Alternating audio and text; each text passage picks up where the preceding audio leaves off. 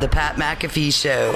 There'll be no rules for our guests, for us, for the things we can talk about. Yes, Speaking his mind. I've never had a problem expressing my opinions or my thoughts or anything like that. While being relatable. I haven't had that manufactured fake-ass celebrity that a lot of people have whenever they go on those big networks. I've had a chance to really build my crew, build my following, build my audience. And ridiculous. What am I supposed to do? So I'm supposed to look at something that I can definitely afford and say, nah. Is that what I'm supposed to do?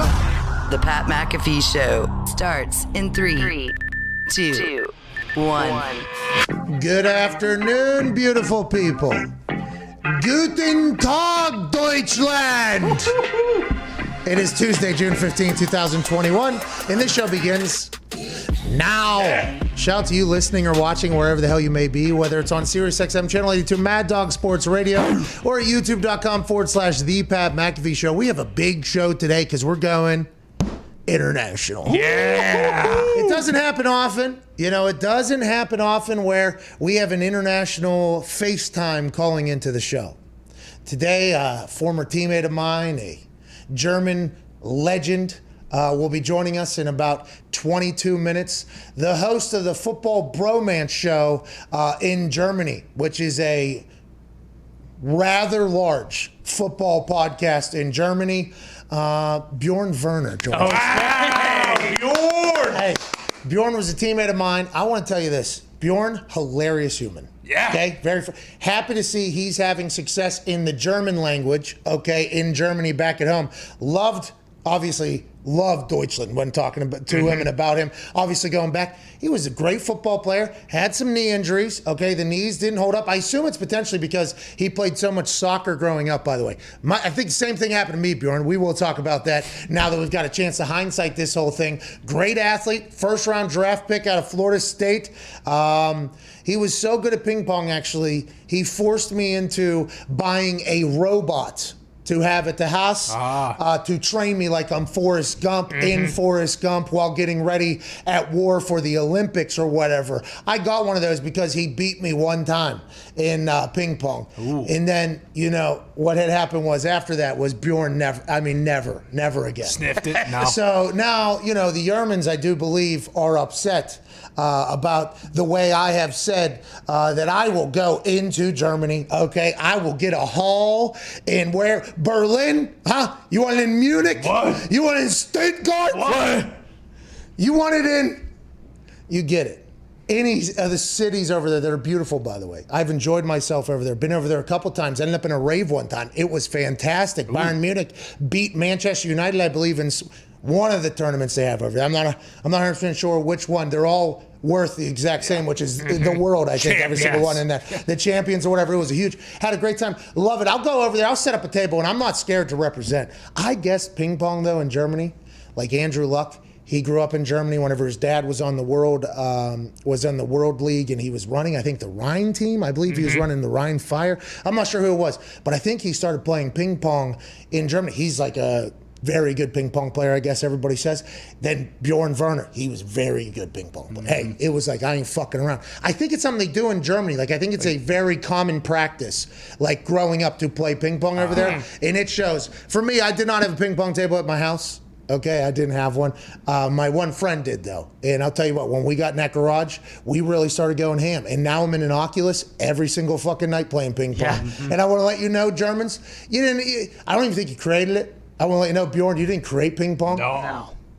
And I don't think you'll ever beat me again, Bjorn. I don't think there'll ever be another time. I just don't think that's the case. You know how they say, peanut butter needed jelly. Yeah, of course. You know what I mean? Goes together. And they'll say, like, old boxers needed each other. Like, hey, this person needed this person. And I forget who we told. Francis Ngannou told us that he needed Stipe. Right. Because Stipe pushed him to a place that he would have never been to himself whenever Stipe beat him or whatever. Bjorn did that to me on the ping pong table. Wow. Okay, he sunned me on the ping pong. I mean, First one. Oh my God. I know I was a little bit arrogant too. Like, hey, this is not going to be a problem. Okay. Football guys very good at ping pong, by the way. There's a lot of great athletes that are good at ping pong. Very comfortable in a football locker room playing ping pong. I mean, I've been beat. Like, let's not get crazy. I'm not doing it. But I feel very comfortable in certain times whenever I've been playing a lot. Like, okay, I'm probably going to handle this ping pong table. By the way, a lot of punters and kickers do that in a lot of NFL locker rooms, although there are guys who are incredible at ping pong. So it's like, I'm not saying punters and kickers, we normally have more time. So ping pong is something. Ping pong is something that the more you play, you do get better at. So you'll see a lot of punters and kickers get good at it. But Bjorn, he's a German guy, defensive end, he stands up to the table. I'm not taking this guy serious. No way. There's no way. How could you? We start playing, a crowd starts to gather. Okay, my teammates that I've maybe beat in the last week or so, and maybe gave a couple. Ooh, that felt good, you know. Now they're all of a sudden feeling good. You know what I mean? Like, because they're watching this young German. Yeah, they're watching this young German guy like kind of give it to me a little bit, you know. So it was a humbling moment. There was my Tom McMahon even. Oh, really? No way. Heard you got your ass beat. Just Vinatieri, by the way. Vinatieri was talking about, everybody was chirping about it that night. Just like when I bought the wrestling ring. You know, the wrestling ring I bought, 3 a.m., I might have been a little boozed up. Sure. Okay? This particular evening, though, after just getting sunned by this, rookie, first of all, defensive end, and guy who's representing another country, basically. Right. I felt at that moment, not only was I representing punters and kickers, I was not only representing our locker room, by the way. Like, hey, welcome to our locker room. Hey, we have some players here. You know, I felt like I was doing that. He just beat the fuck out of all 3 of those things for me. So I bought that robot. I got real high that night. I said, that ain't happen ever again. At what point? That ain't happen ever and again. During the match were you like, oh shit? I think it was the second point. I was like, oh, fuck this guy's pretty good.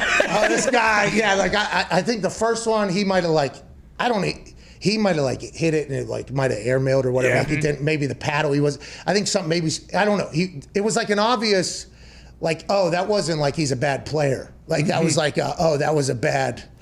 Okay, and then the second one I hit it, he's like, and it was like, all right. Okay, so you gotta stand, you gotta get all right, so we're in it. And as soon as I do that, I think our assistant special teams coach at the time, Brant Porter, was like, oh, buddy. What's going on? Everybody kind of knew I was in trouble, and he beat the fuck out of me. I mean, it was bad for everything for me. And he drove me to a place where, before I could fall asleep at night, I scoured the internet to see how do I become a better ping pong player. And it's this fucking machine that I put at the end of the table. It's this huge, it's got a net on it. It's got a little ball spitter in the middle of it. So the net, you hit it back and it catches it and then it kind of rattles down and then you can get that thing going too, by the way. It can beat you up. I mean, you can be boom, diving around. I felt real good about it. It wasn't all 5-star, 3-star balls, 5-star balls, whatever, in the thing though. So it's all 1-star balls that are firing at you. So I kind of got the gimmick set there early. Sure. So I was not as good. And I want to let you know, I stayed away from that ping pong table until I thought, okay, I can represent myself again. Ready to go. Are you going to do double forehand or no? When I did come back, by the way, it was... And Bjorn knows. He's not going to say it. Bjorn's like, he knows, though. And I do believe we are going to play each other in a ping pong game in person. Hopefully, I'd like to potentially. Full stage. 80,000 strong. I'd like to potentially get that thing. I'm not saying that big, but I would like that in a hall of some sort where there is, because in the Oculus Arena, you can sit in an arena. Oh, yeah. They set up the arena on one of the tables. That would be fucking awesome environment. Perfect. Yeah, it's dark everywhere. It's only lights on the table. You know Very what I mean? close. Oh my Everyone's God! right there. It would be amazing. It would be cool. So I can't wait to talk to him. Also, NFL's going to Germany. He's going to be a big part of this. Yeah. So I don't know if the NFL has reached out to Bjorn. I don't know if Bjorn's working for the NFL right now, by the way, with how much he's promoting the game in Germany. But if the NFL is taking games to Germany, I think Bjorn's going to be a big part of it. I assume he's going to be potentially calling games, doing stuff like that. Cannot wait to chat with him about life and how the fuck from Germany did he get into the NFL? Yeah. Makes no sense. Said he played 2 years of college football, high school football only. Yeah, but who'd he play against? Good question. You know what I mean? And I'm thankful he did, because it's helping grow the game, especially with his success and how good of an athlete he is. But how do you even get into that? Because a lot of the places over there, especially if you're a dude that would need, the type of traits to make it to like the NFL or something. Normally, I feel like those guys pretty early are told like, hey, soccer, like, hey, we need to. Hey, we need to be the best. Hey, go over here. Go Dortmund over here. You know what I mean? Like, go do this thing. And I guess there's sizes, and Bjorn's bigger, obviously, but I'm thankful he chose to play American football, though. It's good news for the NFL. It's good news for our game, and I think he's a great guy to be represented over there. Did he have knee problems at Florida State, or did that start when? I'm not sure. I remember he was the unanimous ACC Player of the Year, Defensive Player of the Year. I think his last year before he got drafted, he was a fucking stud. Yeah. I remember the only thing I remember from those Florida State highlights is just always him running. It was like he was always running. It felt like I think he had a high. Like he was just classic guy off the edge who's never going to stop running at you. High motor guy. First one in, last one out. Lunch pail. He's a good dude though. He was a cool teammate. I wish it would have, his knees would have held up more for him. He's starting to do more athletic shit on his Instagram though. Oh, really? Yeah. He'll start doing more one-handed catches. He's like great athlete. But he's just at ping pong. He's almost good. I think he just had another child, I think, too. No way. Really? Yeah, Bjorn has like 3 kids now, maybe 3 football players. I'm not sure. He's crushing it. 12-25. We got a bunch of Yermans in the goddamn comments. Oh, jeez. Hey, listen, you guys start speaking that language of yours over there. We ain't gonna see it. We can't read it. Okay, we can barely read our language. Fucking take it easy, pal. Come on. Love what you guys do over there, though. Oh yeah. Germany was the nicest country to me in all my travels. Really? I will say, yeah. At Boston Connor, at Ty Schmidt, Evan Fox in the back was agreeing with me. Have you been to Germany, Foxy? No. I just remember you talking about Ireland. I had the same experience as you, and they were not happy with me. So Ireland were not the nicest people. Now, I'm not sure why. Maybe because we look like big American doofuses. Perhaps. Potentially. That's potentially why. But Ireland was not. Ireland was probably the rudest place to me. Really? If I had to guess. More than France. No, yeah, France tried to rob me. Never mind. So I would say the French were probably the worst. Then the Irish were after that, just because I was so excited to get back to the homeland. Hey, County Cork too. Right, Let's go. Hey, that's where we're from. Let's go down there. Let's do it. I've said this numerous times. If you want to know how a country feels about America, drop me right into the middle of it, and they look at me. They go, oh, there's American dumbass right there. And they're either going to want to help me, right, and be interactive because I'm going, or they're just going to be completely fuck this guy. And I've experienced it all. I've been there. I've been with me, by the way, for 34 years. It is not.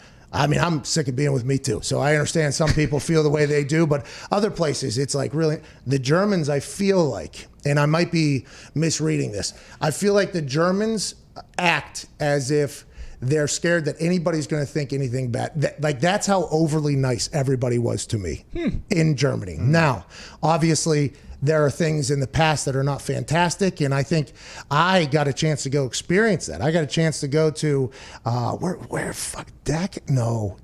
No. Maybe. I went to one of the camps. Dachau? I went to one of the camps. I got a chance to drink and have a good time in Germany. I got a chance to go experience a Bayern Munich game there, so I feel like I've seen their fans. I've gotten a chance to really experience Germany, I feel like. Travel around the countryside. I mean, I've been deep in Germany. Those are the nicest group of people to anybody. Now, on the ping pong table, Bjorn did talk shit. Sure. I thought that was a little bit unbecoming of the entire company or the entire country over there. Yeah. But I'm allowed to talk shit. I'm an American. In my experiences, the Germans were always very nice to me. Now, I do know there was a time that was great, but I think they do too, though, everybody, and they're trying to do, you know what I mean? I'm happy the NFL's going to Germany. A lot of military over there as well. I mean, I got a chance to meet a lot of, Germany's a cool country, and I did not know they were as big of a fucking football town as they are. Me neither, because isn't outside of NFL Europe, he's like the only guy that's really came over and made a name for himself as like a German player, isn't he? I wonder if it's because of the military. And then the military, like potentially with the local, like, you know what I mean? Like, I wonder if that's how it is, because obviously we have a massive presence over there. Yeah. And I would assume a lot of military would be like, hey, you got the game on here? Excuse me, we'll buy more beer here if you that beer you make in the back that is unbelievably good, by the way. How do you do it? And it's not cold, but it's It's not warm either. Everybody says you guys serve warm beer. Not warm, room temperature. Okay. But goddamn, it is very delicious. I mean, it is very good. We'll buy more. You get the game on here. And then that probably was how. Kind of just trickles. I wonder if that's how. Yeah, just naturally growing the game, even, chucking the pig skin around Yeah, maybe. how did Bjorn, we're going to talk to him in 9 minutes. How the fuck did you get into American football over there? I guess, he probably would have been around the same time that NFL Europe was over there, right, too? So, some of those young kids probably got to watch that, and it became a reality where it had, and since then, I don't think, NFL Europe's not around anymore Do they either. have schools that have teams and colleges and everything like that? Do high schools have teams? I bet it more like counties, right? Because there's not that many players or people playing. So this is like the thing. Yeah, it's like club sport. Yeah, exactly. Yeah, it's probably like a club sport over there. Wow, then you got to get all the equipment.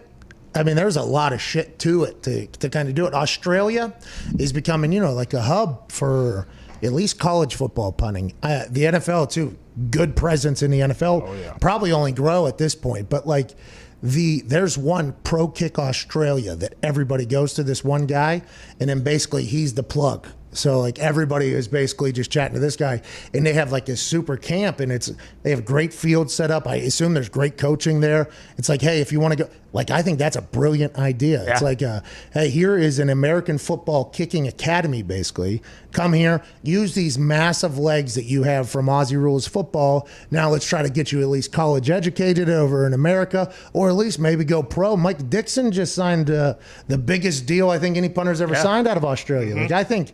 I think that's really awesome, but I don't know how you truly grow the game in all these places unless you get people playing it. You know what I mean? I think if you get people playing it, it's only going to expedite the whole process. Well, and even for, some of those guys in Australia, I think the Houston punter Dane Roy, he was just working at an ice cream shop, and then, he gets to go over to America, and like you said, get an he's education. A legend, by the way. Yeah, oh yeah, and he bombs balls. Yeah, he bombs balls. I don't know if he's going to make it in the NFL, but he got college educated and was one of the most popular guys at the University of Houston or whatever. Yeah. He's a little bit older, so there's an entire discussion. Taking scholarships away from the kids. Yeah, so there's an entire discussion to be had about that. I don't know if now's the time for that conversation because I've gotten a chance to meet a lot of these Aussie dudes that are potentially doing this, and they're all good guys. So it's I don't know how to technically feel about it because I don't have a kid that's 17 that's potentially competing against one of these 23, 24, 22, even 21-year-old, maybe even 28, 29-year-old. There's been a couple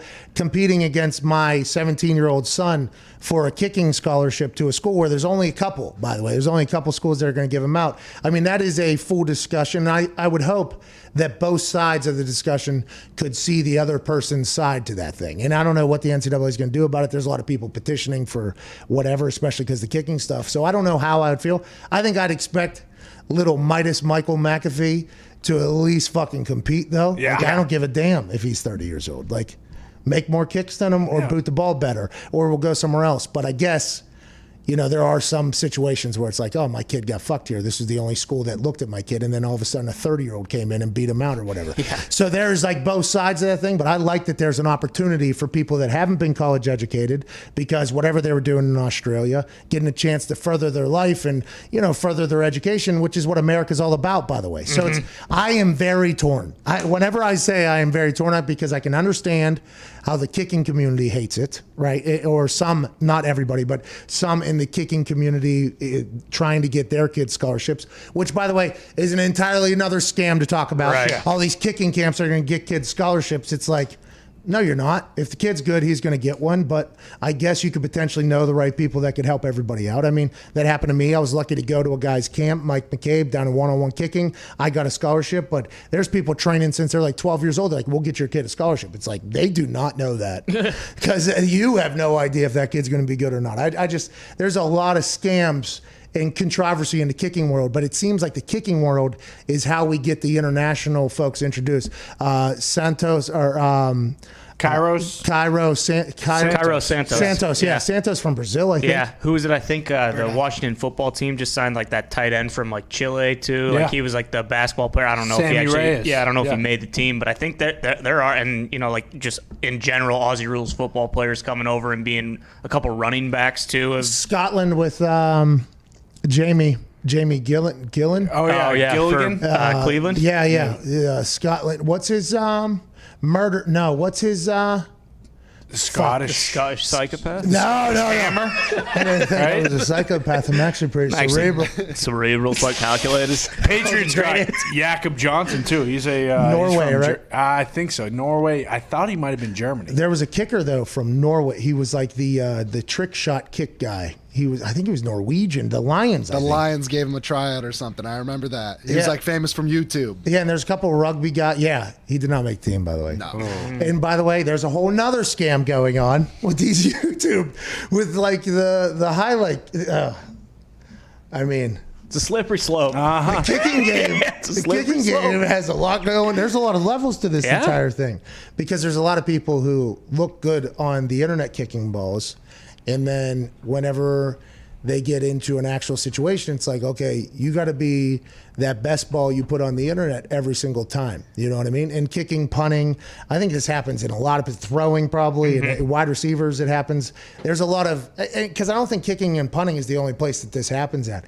It's like, hey, the reason why people are in the NFL or whatever is because they hit the ball like that every time. They're supposed to. That's the goal. They have proven that they could do that at one point at least to get onto a team, and then that's kind of what everybody's looking to do. I think there are a couple guys on the internet that should get on teams. Destroying. I love Donald. I think he's at the point now where he's hitting fucking balls really, really well on a consistent basis. I like seeing like, hey, here's a full kicking session. You know what I mean? Yeah. Like, so then you can see the entire thing. I think Marquette, by the way, is back at a point where he should maybe get I don't know if he's still kicking or not. He was going on a run there for a bit, and I was like, here we go. All right, Marquette, I love watching this motherfucker kick footballs. And he was going in there, looked like he was committed. I don't know if he's still doing that or not. I hope he doesn't give up. He could get back in there. There's a couple other people on the internet that kick balls, though, that I'm like, maybe they have a chance, but I have no idea what they look like. 15 kicks in a row. Yeah. Hey, it's all big hustle, though. You can work whatever you need to work out there. You do whatever you got to do to get views, but hey, I don't know. Everybody's asking to get in the NFL. It's not always a desired place to get to. Because if you end up stinking, it is Quick in and out. It is so tough. Yeah. It is so difficult. But I hope a couple of these guys on the internet get a shot to really go and do it. You know what I mean? It'd be awesome. Joining us now, a man that, has done a great job of furthering the growth of American football internationally. Oh yeah.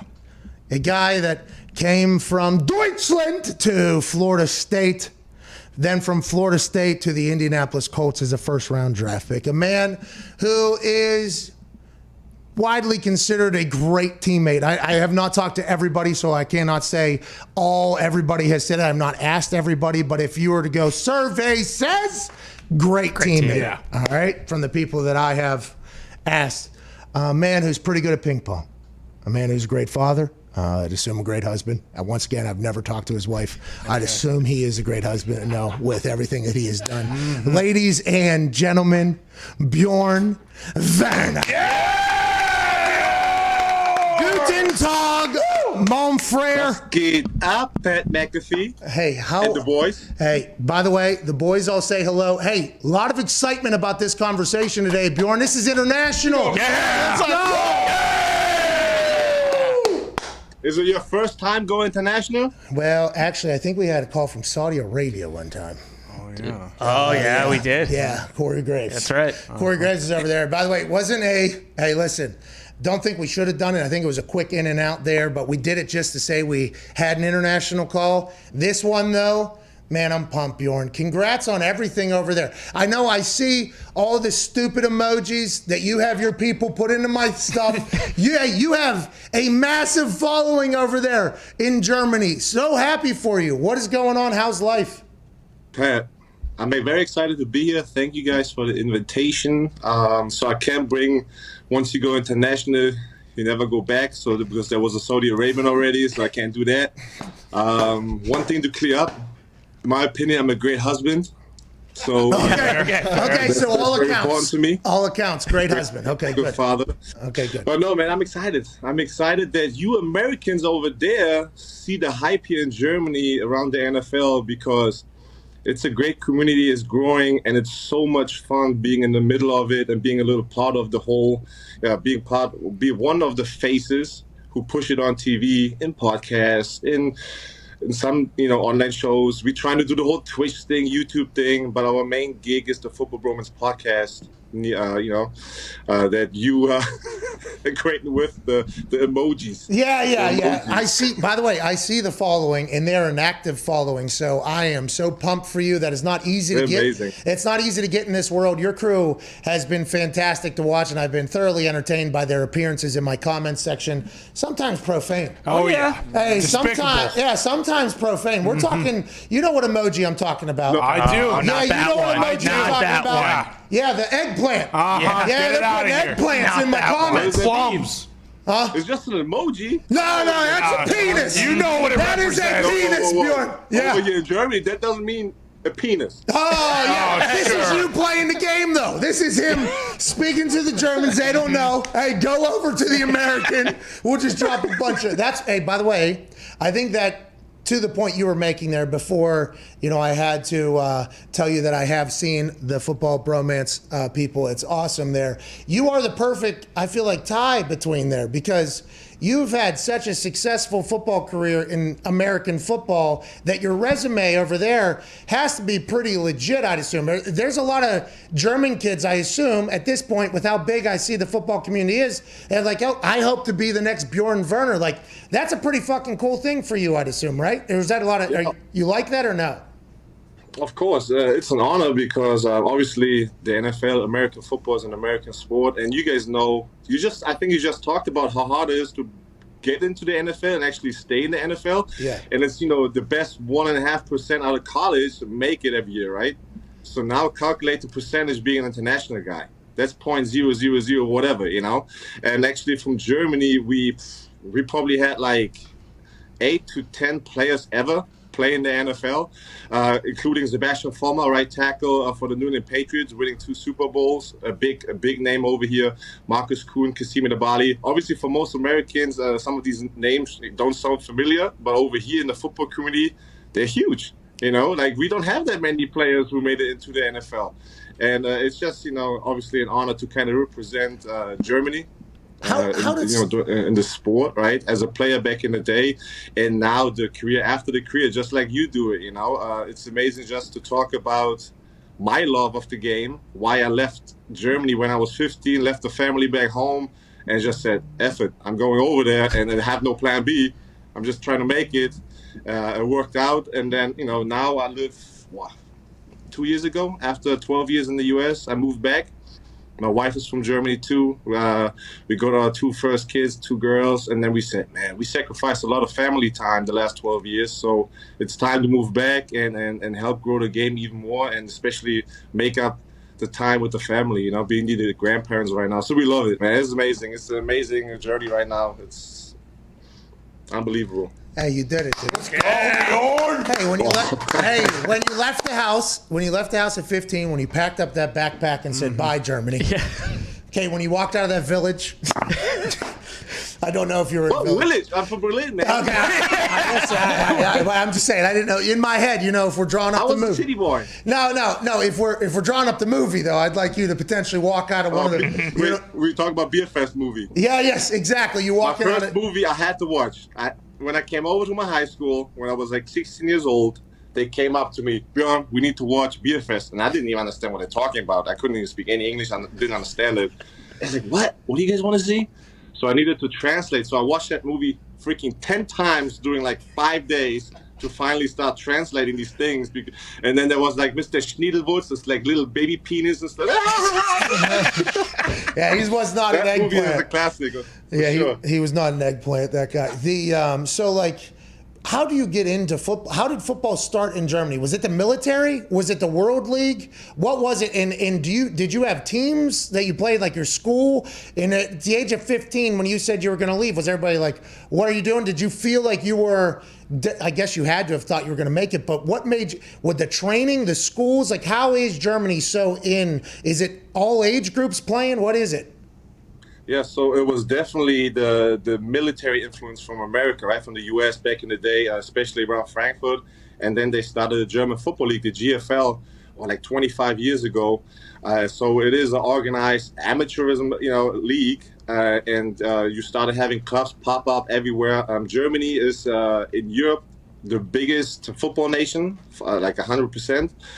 And you had the league, so you had the U19 where you play from 15 to 19, like the high school ages, and everything below 15. Back in the day when I played, it was flag football. So I started playing flag football when I was 12, and I got introduced. When I started, was the NFL Europe was still active, right? So they had this school flag football tournament or program. So actually I was, being this little soccer guy, obviously every German guy played soccer before, and then you see a football in school for the first time. I was like, what is this? What kind of form does this ball has? And then you start, throwing around with it. I liked it, fell in love with the sport, and then you kind of just look up a club nearby. We don't have hundreds of clubs in the city, so Berlin has around 4 or 5 clubs, football clubs, and that's the most, right, for a city. So you look it up, and then I played for the Berlin Adlers. I joined them.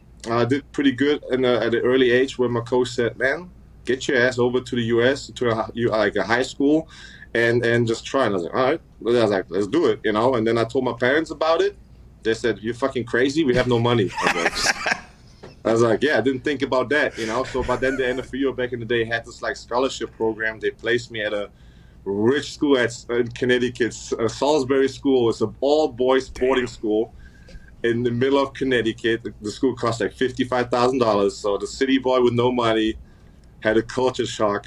Goddamn, it was but I'm so thankful because that was my opportunity, and to go to Florida State. So hold on. The World League had these schools that I assume said, hey, if you guys get anybody that's good, we'll take a study abroad type situation. Or exactly. Oh, okay, Exactly. Cool. So you just lived at the school? You didn't have to live with a family or anything? You just had a dorm? No.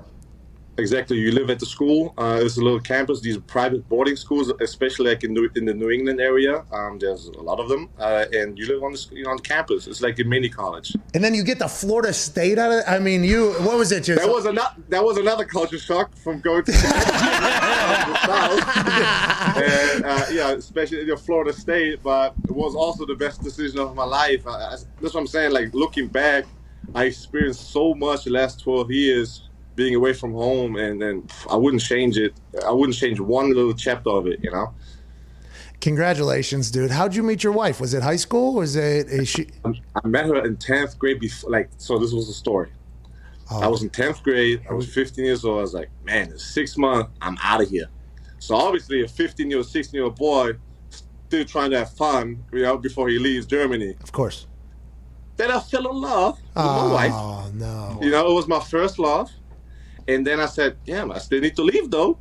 And she stayed with me and made us closer. We had this long-distance relationship. After every 2 or 3 months, I traveled back during my high school time back home because they had these longer breaks, Christmas breaks and summer breaks, and whatever. There was a few time periods where I had 2 or 3 weeks back home.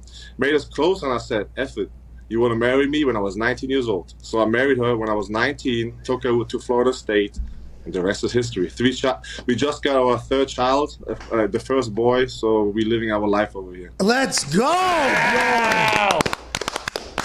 Hey, man, that's you experienced German. You didn't even know that, right? Being your teammate for 3 years. Yeah, I did. I knew. Listen, I knew. Okay, Bjorn, you need to stop lying to your fans. No, listen, Bjorn. Hey, listen, Bjorn. You hear me? What? You have an Oculus? Do you have an Oculus? I need to get one. Can we play each other in ping pong? Yeah, we can. You need okay, because this is the next thing, the elephant in the room. Let's clear the air. Pat, stop lying. I'm going to use your platform right now. No. Pat McAfee, what you call him? Mafia members? What do you guys call him? Yeah, don't you worry about it. Yeah, the guy, whatever you want to say. Yeah. So the story is, Pat McAfee and I played ping pong. Right. He was average. So we stopped playing. I whooped his ass. He left. He didn't play me in a few weeks, and I was like, "Hey, why you don't want to play me?" Because he got frustrated. He went into the special teams meeting in the morning, all mad. And Pat never gets mad, right? So Pat got mad every day when I beat him up.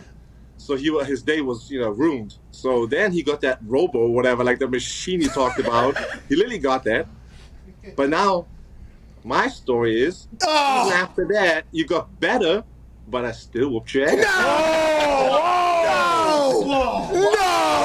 If we play 10 games, I win 8. No! And how do you guys count over there? What number is 8? Is that 1 over there? I have a witness. Adam Vinatieri is my witness. I know you guys are everybody's. Don't even get that But Adam bullshit. Vinatieri, listen, Pat, let me speak out. Yeah, you got it. You're right. You made it a German-American thing, and I remember you said, hey, America, back-to-back world champ shirt on every day. Right. I remember you made it a German-American thing. Then the look in Adam Vinatieri's face after you lost, though, was amazing. Because you disappointed your teammate, fellow American Adam Vinatieri, big time, every time. Listen, all right, Bjorn. All right, this is what we got to do. Right, that's my story. Your truth is interesting. Do you have the Oculus, Bjorn, or not? I don't, but I get it. If I can whoop your ass. Well, you can't. Okay, that's not going to happen. Hey, I will give you a couple weeks, though, like I did with the robot, with the Oculus. Is it real, though? Is the real motions? Yes. Oh, yeah. It's real. Really? But you got to get past it for like the first couple weeks. You'll think it's a little bit different, but then once you just start acting as if like it's real, it's real. But Pat, you're going to be at the Super Bowl this year, probably, right? You're always at the Super Bowl. I mean, maybe. I mean, I wasn't at last year's, but Uncle COVID came. Were you guys shut down over there? But yeah, we were in a total lockdown. Like we just now the last couple of days easing up where we can go outside. We were in a huge lockdown. Hey, congrats! Let's go. You got it. Big win. You made it. You beat COVID. We made it. I'll be at the Super Bowl though. Yeah. You're going to Super Bowl?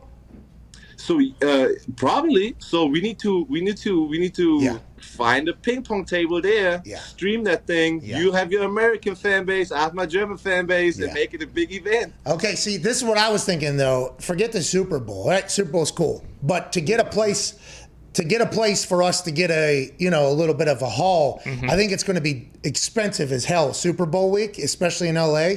I think I should come to Germany. Don't you think?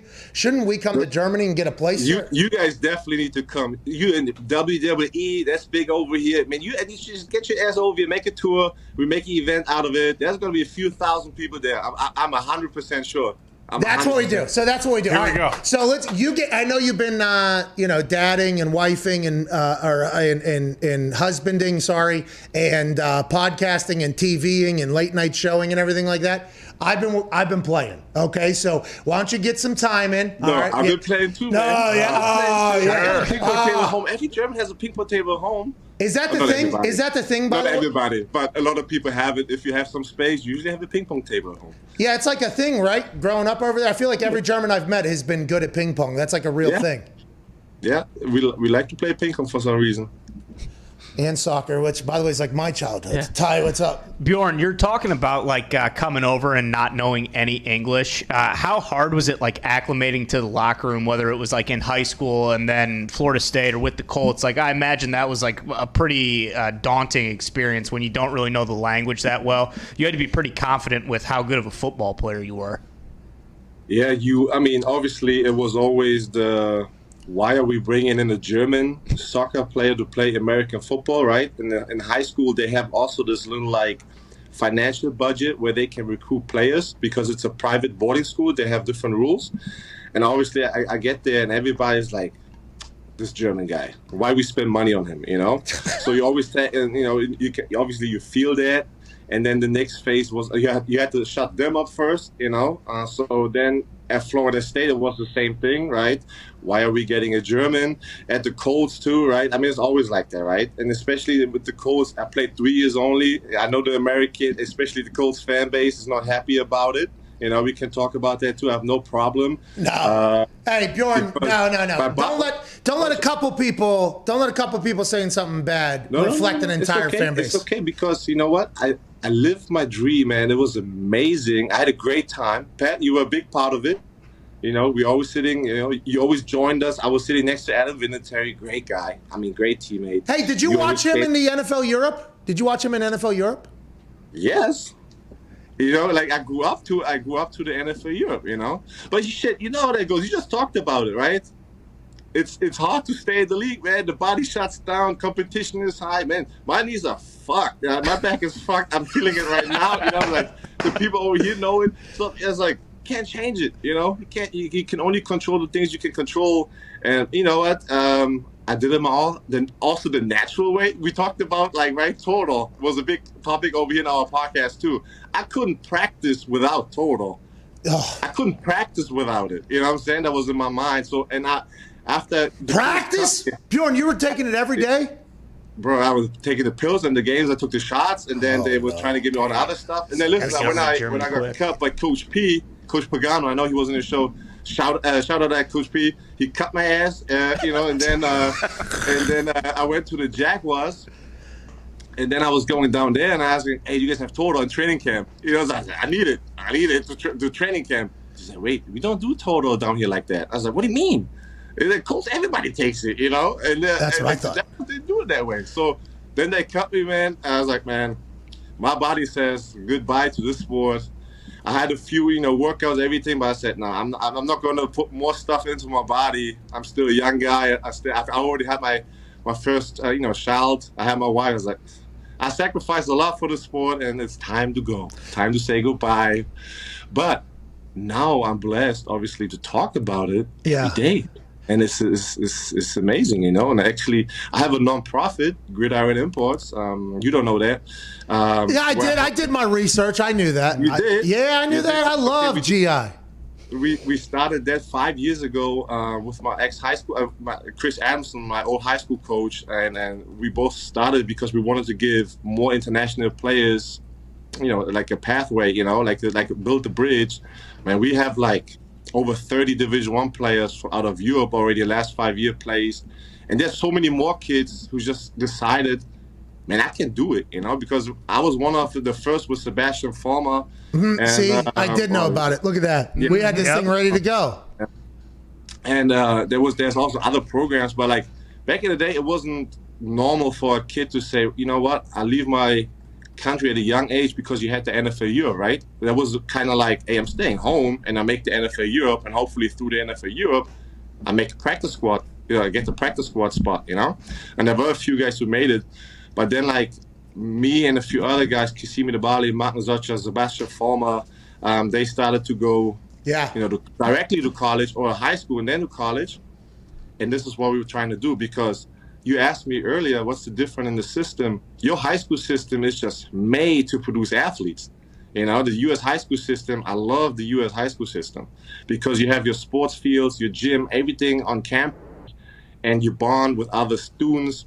Over here, you go to school. I'll be honest, I had friends in school, but I didn't do anything with them because after that, I left to go to my club team. My club team had to drive there. We had practice at night, drive 30, 45 minutes to the practice fields and get back home late. I had to go get my own gym, you know, like do all the extra stuff. We don't have these things like local at the school. So that's the big difference why America obviously is producing great athletes in any sports, you know? Yeah, Bjorn, by the way, I think the cultural differences is something that is just so intriguing to the story as well. And I think, you know, you being from Berlin and then going and experience the richest of whites in America. Oh, yeah. That's probably what you're experiencing there. And then the Florida State locker room and then the Colts locker room as well. You're like set up perfect, man, to tell your story for the rest of your life because of how inspiring it is. It's going to be tough, though, when you have to end that whole thing with then one of my teammates who was very nice to me for numerous years while I was taking Toradol every single day. I didn't know that, by the way. That's a bad teammate. I should have known that was happening, by the way. I might have been like, every day? I don't know, man. I might have said that. But then the story's going to end. Then he came over to Germany, and he just ragdolled me in ping pong. Yeah. That's going to be tough, Bjorn, but we're going to have to make it happen. We have to make it happen. I appreciate you so much, Bjorn. Good luck over there. As the NFL continues to grow over there, I'm excited to see what they do alongside you, and I'm so thankful. Can't wait to get over to Germany and see you, bub. Yeah, the NFL better do the game next year in Germany. Then you guys need to come over again. Oh, yeah. But then how do I watch all the other games? What am I going to do then? You can watch it on TV where we sit at. I invite you to the studio on Pro7 Max, where we do the live games. We have the Game Pass. We have the Zone. You know the Zone, right? Oh, yeah, I know the Zone. Too. Yeah, it's big. You worked a little bit for the Zone. So we have a few outlets where you can watch the games now these days. Let's go. That's what we'll do. So, we'll go to Germany, have a great time. I take care of you guys. Come over. I take care of you guys. We're in Munich. The studio's in Munich. You guys drink a few. I know you like your beer. Oh, yeah, drink a couple. Hey, maybe go down to the Hofbräuhaus down there in the square down there.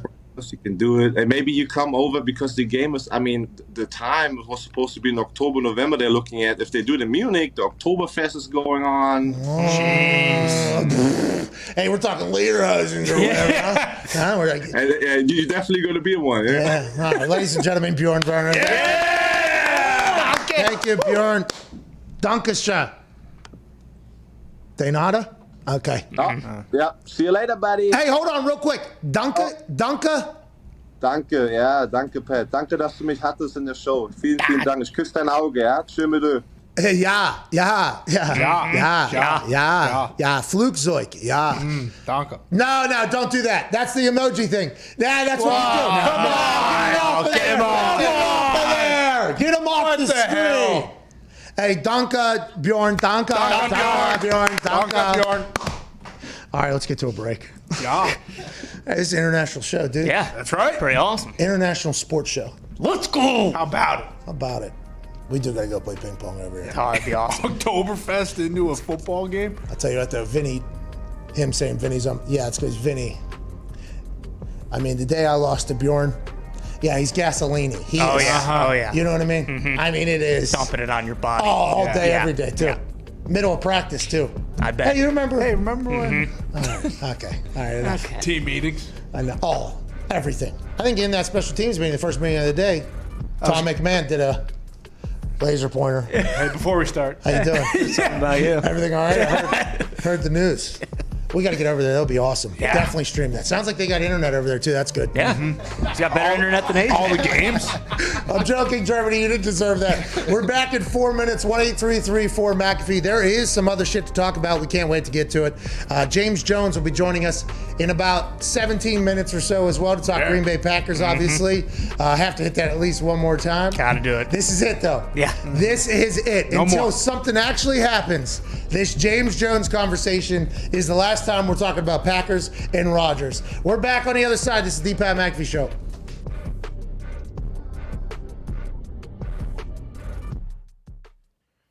Good afternoon.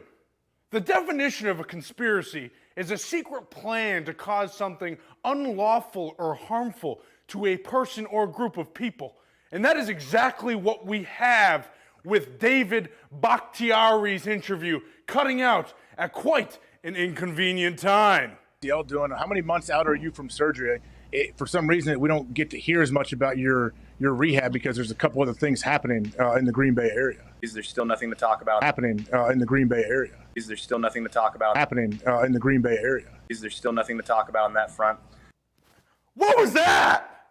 But thank you very much for asking, AJ. People are saying that we are responsible for the video cutting out. However, that could not be further from the truth. To find out more, we talked to the gatekeeper of the YouTube, Baldy Tubes. Oh, the connection dropped out. And we don't know if it was us or YouTube, but the full clip was on Twitter and all that. Riveting, Bill. Clearly, we are not at fault for this video cutting out, and let's see the full clip now. Your ACL doing how many months out are you from surgery? For some reason, we don't get to hear as much about your rehab because there's a couple other things happening in the Green Bay area. Yeah, typical fashion, Aaron taking all the media, so no one gets any attention. The Green Bay Rodgers, so, other guys that, hardworking people that are recovering from, big injuries. There's still nothing to talk about on that front. But thank you very much for asking, AJ. It's going.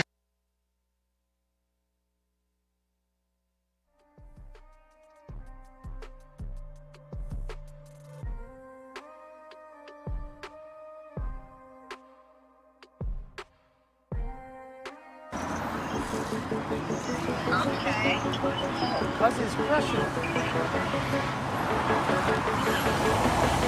Okay. Okay.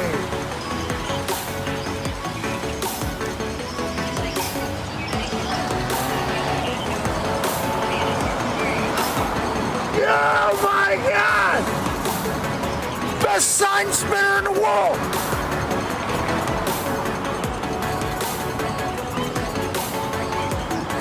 At least now he says, that was unbelievable. Bro, thank you for what you just did right there. What's your name? Mike. Mike, where you from? Right here in Los Angeles. That was fucking awesome to watch. Good luck out there. They should be paying you more. Tune in for the World Sign Spinning Championship in Vegas. There's a World Sign Spinning Championship? In Vegas. Are you like a national, are you a champion? I rank. You rank? What do you rank? I got 8th in the 2013 Olympics. What do we have to do to get better? How do we get to first place? What's the new move? What's the new move? Maybe light it on fire. Yeah, well, newest move I have is this one. Oh! At least now! Oh my God! If I was getting to the end with the kickflip, I don't know how you're 8th in the world. You should be number 1. And if I was leasing a place, I'm fucking coming here. Oh my.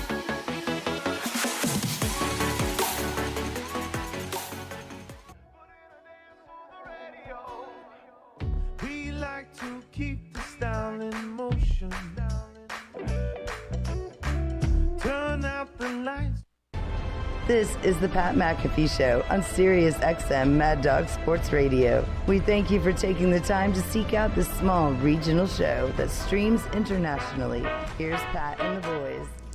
Ladies and gentlemen, today's show is presented by Traeger Grill. Yeah! And we have an exciting announcement. Ooh. Okay. With Father's Day right around the corner, Traeger told us they want to give away a Pro 575 Bronze Pellet Grill. Yeah. Like this $800 super grill is now going to be given away to somebody that does these easy things. All you got to do is tweet hashtag PMS Traeger for Dad. PMS TRAEGER for FORDAD. And guess how long Zito and Tim McAfee grilled that steak in the picture before we went live on the show? Yep. You must have the hashtag PMS Traeger for Dad, the length of time guess for how long you think they cooked that, and then also at Traeger Grills. At TRAEGERGRILLS. You automatically be entered. If you do not win, feel free to head over to TraegerGrills.com/Pat and enter code Pat for free shipping on the world's greatest grills. Happy Father's Day week to all of you, and big shout out to Traeger Grills. The 575 Bronze Pellet, the Pro, I mean, it is. That thing top of the line. Oh, top of the line. All you got to do is hashtag PMS Traeger for Dad at Traeger Grills. And how long you think that delicious filet was cooked for before the show on the grill? Looks good. Hey, it's medium.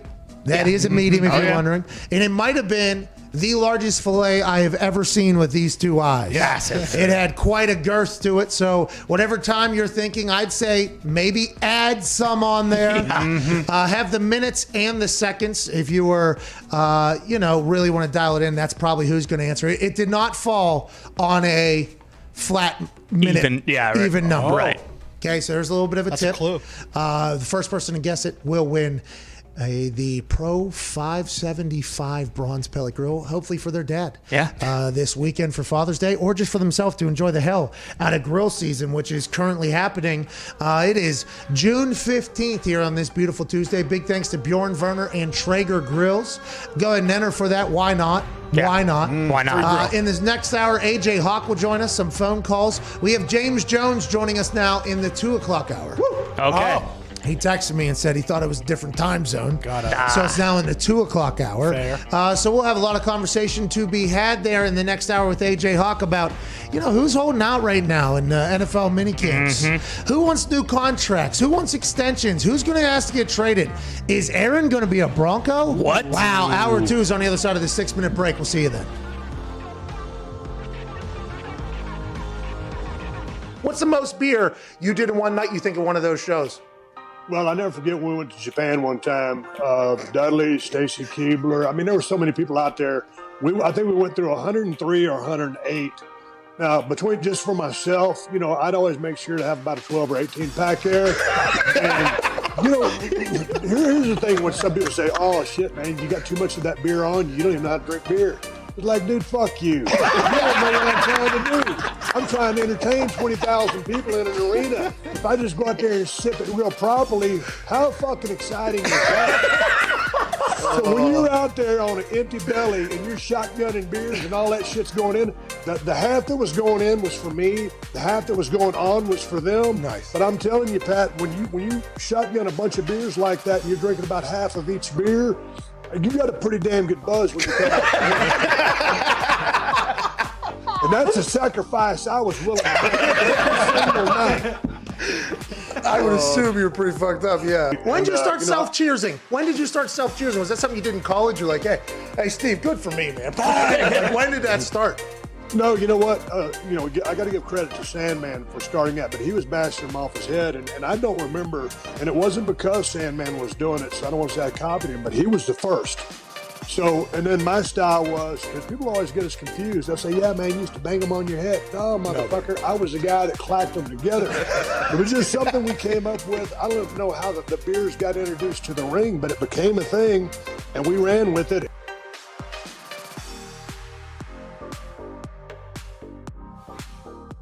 You have got to experience so many things, both as a businessman off the field and on the field. Is there a moment when I ask this question and pops your mind, like, what's the craziest shit you've ever seen in your entire life? Because there was a time there where it felt like you were just getting dropped into insane situations and the world was like watching you do things. Man vs. Wild, you and that Bear Grylls guy, fucking electric. That was maybe the most electric shit I've ever sseen. Is there anything that you think of whenever you think, like, what's the most ridiculous thing you've been a part of? Probably some of the most ridiculous shit I ever been a part of was, I had got the restaurant which I'm in right now, and when we first got it, I would come in here and I would clean up and go outside in the front, sweep up, make sure everything looked nice and shit. And one morning I got up here and I noticed, like, damn, this is a funky ass smell. And I looked, to the side of my front door, and it's a big ass pile of shit. And I'm talking about human shit. Yeah, and it's right on the side of the door. So I was like, somebody done came and popped the shit right in front of the door. Like, oh, this shit is crazy. Like, I can't be in here serving food. Motherfucker come walk in and they smell straight ass cheeks when they come in there. Like, I don't think that's the restaurant I need to eat in. So, man, I get the water hose and I'm hosing it down. And, I see, we got a couple, dolphins that usually walk back up in front. Hey, man, did you do this? Like, oh, no. So, one of them owned up to it. I said, man, check it out. So you don't do this no more. Look, you come by here, we get you we get you a broom and you help us, we help you. You feel me? And we put together a little, I put a proposition together for him, and I ain't cleaning up shit no more. It's a win-win. It's a win for everybody on that one. Hey, one of your former teammates. Yeah, hey, everybody wins. You're helping the people, man. That's awesome. That's why people love you. But hey, one of them owned up to it. Just a line of questioning. The line of questioning. His name was Willie. Willie owned up to. Matter of fact, he just left out. He saying sweeping up. He like, hey, what's up? Oh boy, I've been looking for you. You feel me? Okay. Yeah, we bust down together up in the front of the restaurant to get it all cleaned up and everything. Hey, you're helping people. Hey, Willie went from shitting outside to working inside. Let's go. Yeah. All right. Let's go, Willie. Let's go. Give it up for my boy Willie, man.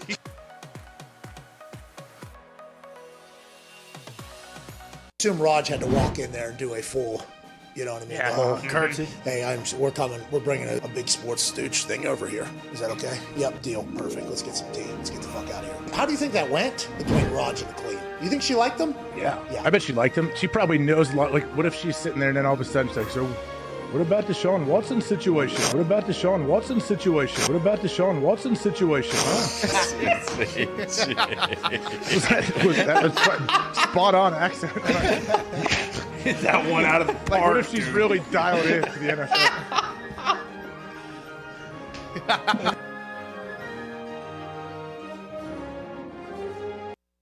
McAfee at the top of the key. 5 seconds. 4 seconds. Step back. 3 for the win. It's good! Splash! It's not Sunday because the bank is open!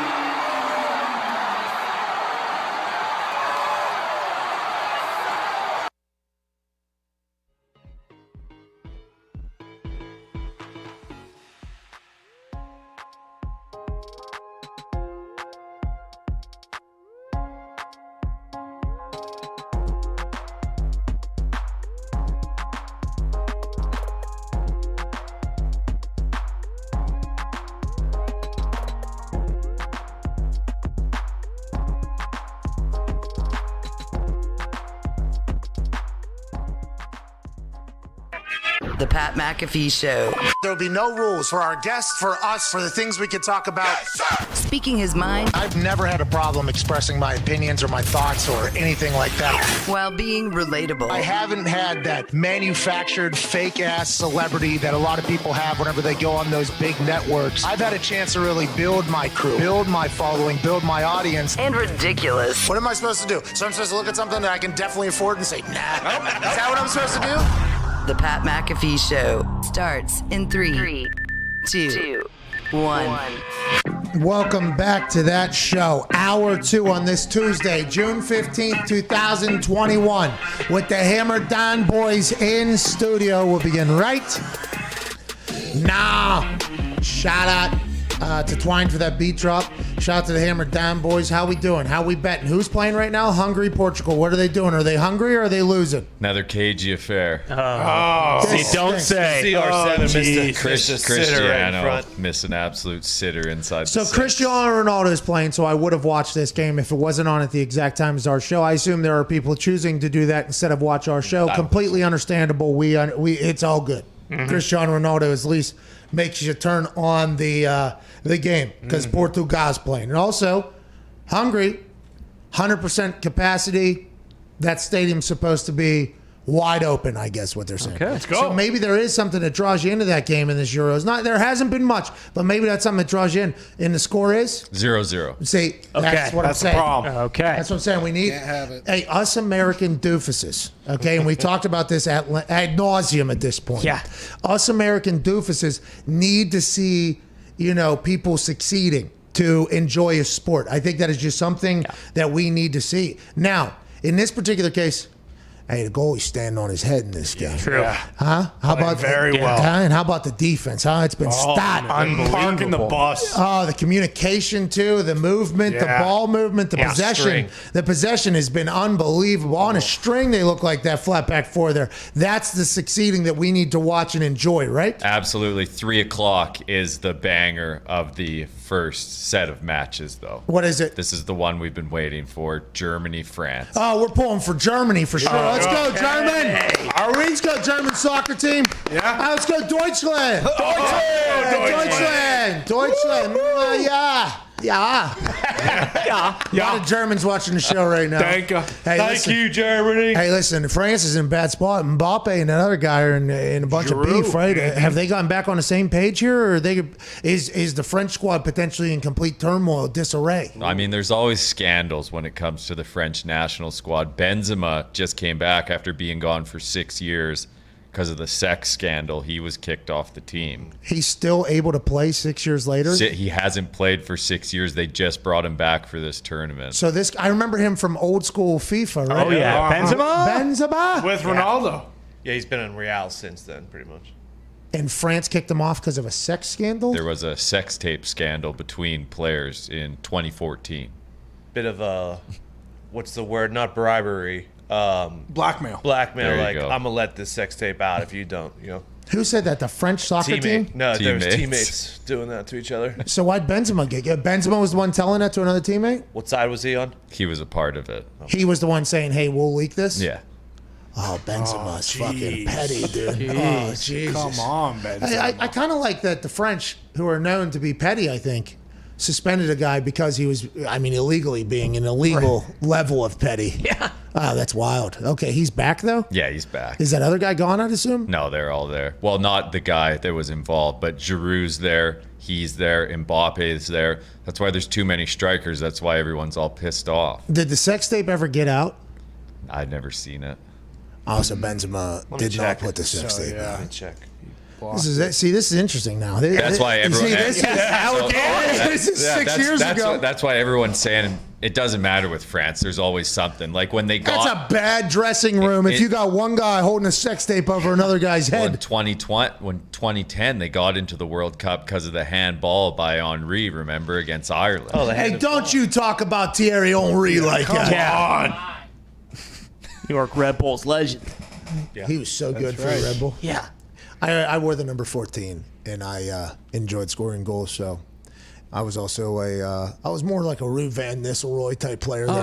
He looks like he could still play. He's on the coaching staff with Netherlands. He looks great. Is he there just in case COVID outbreak? Because that was Motor City. Dan Campbell said he's bringing on a lot of ex players to coach just in case COVID shows back up next season. They need a coach to play. Smart. Is Ruud van Nistelrooy still kicking the ball around? He looks like he could still bang one in. He just parked it right up front. I love this style. I was like, that's what I'm doing. I'm a fucking scorer. Yeah, give me the ball. Get the ball to me. All right, let's have a little bit of respect here. Joining us now, ladies and gentlemen, big soccer fan, AJ Hawk. AJ, how are you, pal? Are you watching these Euros, dude? France and Germany play. The Germans are about to beat the hell out of the French here in a couple hours. Well, I would like to watch Ronaldo play, but I know he's on right now. But with that, going back to the sex tape situation, how does his teammate have a sex tape of another teammate, or were they together? The Eiffel Tower, some poor gal? What happened? It is France. No pun intended. It is, yeah. There you go. Wow. Well said, though. But for real, how do you blackmail a teammate with a sex tape? Why did this guy film it for somebody else?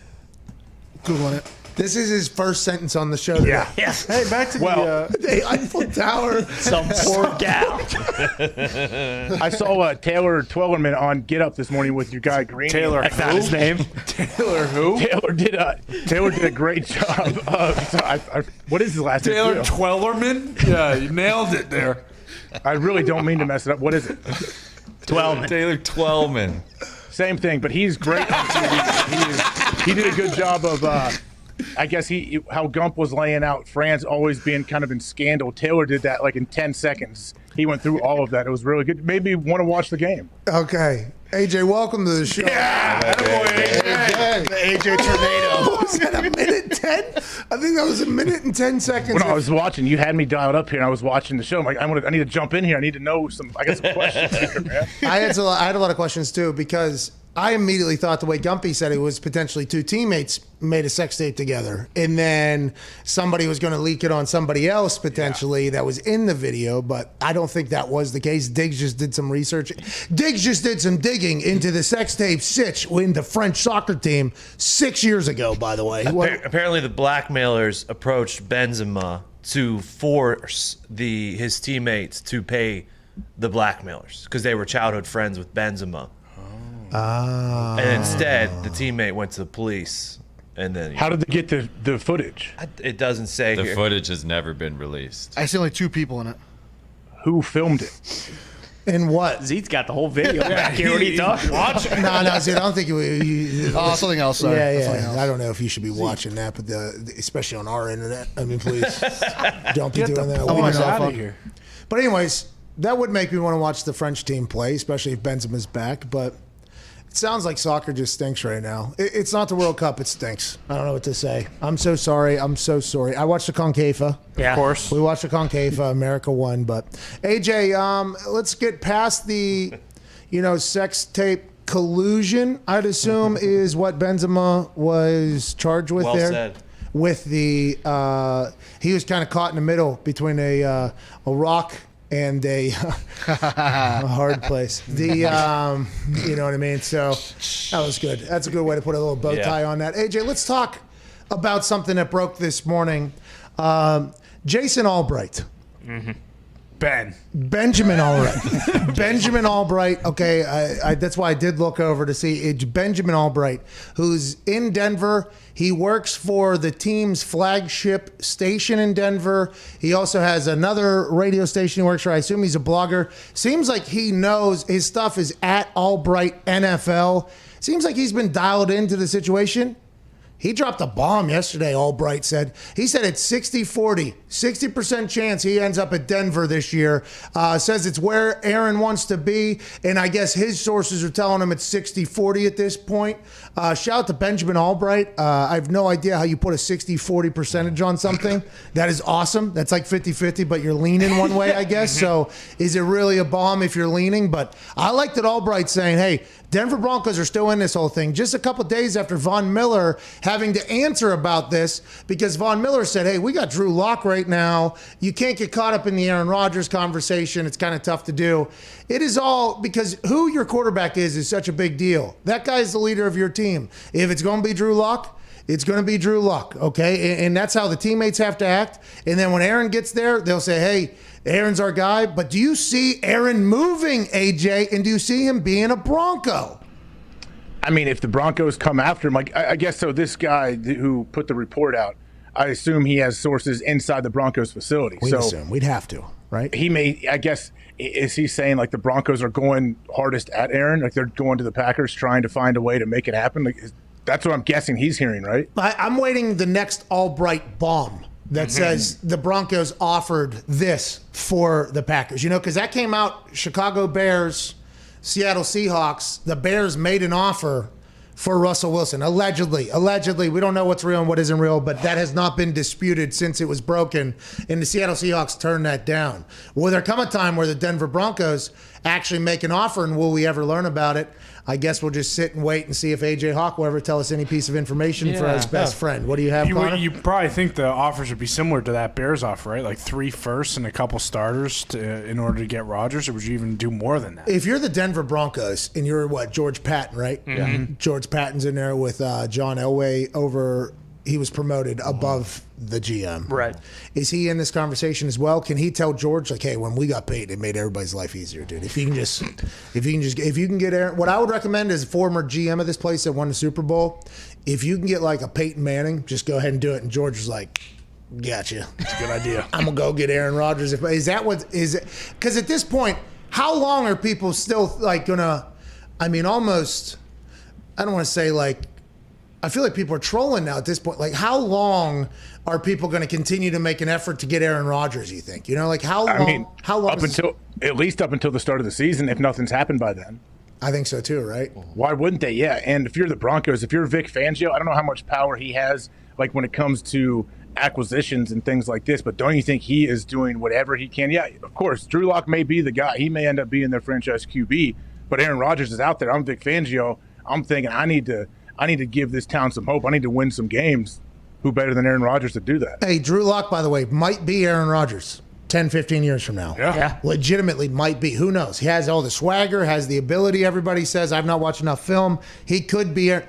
But if you can get Aaron next year, I mean, you go ahead and you get Aaron right now and say, hey, Drew, hey, listen, you were going to back up Teddy maybe or start or whatever. Now you get to sit behind Aaron here for a couple of years and let's go ahead and figure this whole thing out or just move along. But the Packers fans, every day that goes by that nothing is said is just I know because we're going to get attacked for talking about this right now. Have to, by the way. Have to. It's a fucking daily show. It's an NFL show. We got to talk about it. What's up, Nick? Speaking about trolling, Aaron just did media with Tom for the match with Bryson and everything. He's wearing a shirt that says, I'm offended.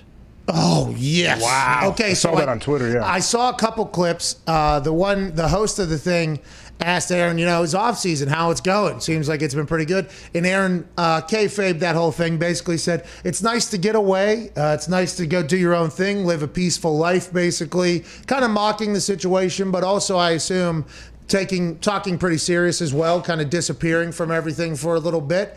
And then the I'm offended shirt. And I think Tom Took a couple casual shots at Aaron as well. He talked about one particular hole maybe where Aaron, what he said, he's not used to going for it or something like that, mocking the field goal decision from the playoff game. So the banter's just, going. I wonder, if there's a conversation beforehand between Tom and Aaron about what can, what can't, like Bryson and Phil, like what can, what can't. I wonder if there's that conversation or if, what if Tom cuts a promo legit in this whole thing? That would be awesome if he just, Is it still going on? I'm not 100% sure. I assume they have a couple more before the July 6th thing now. Was Bryson and Phil on that? I doubt it. They're at the U.S. Open. It was all four of them, and then the host was down here to the left. Yeah, Tom was caddy core with Aaron. They're kind of like this. You know what I mean? They're kind of like that.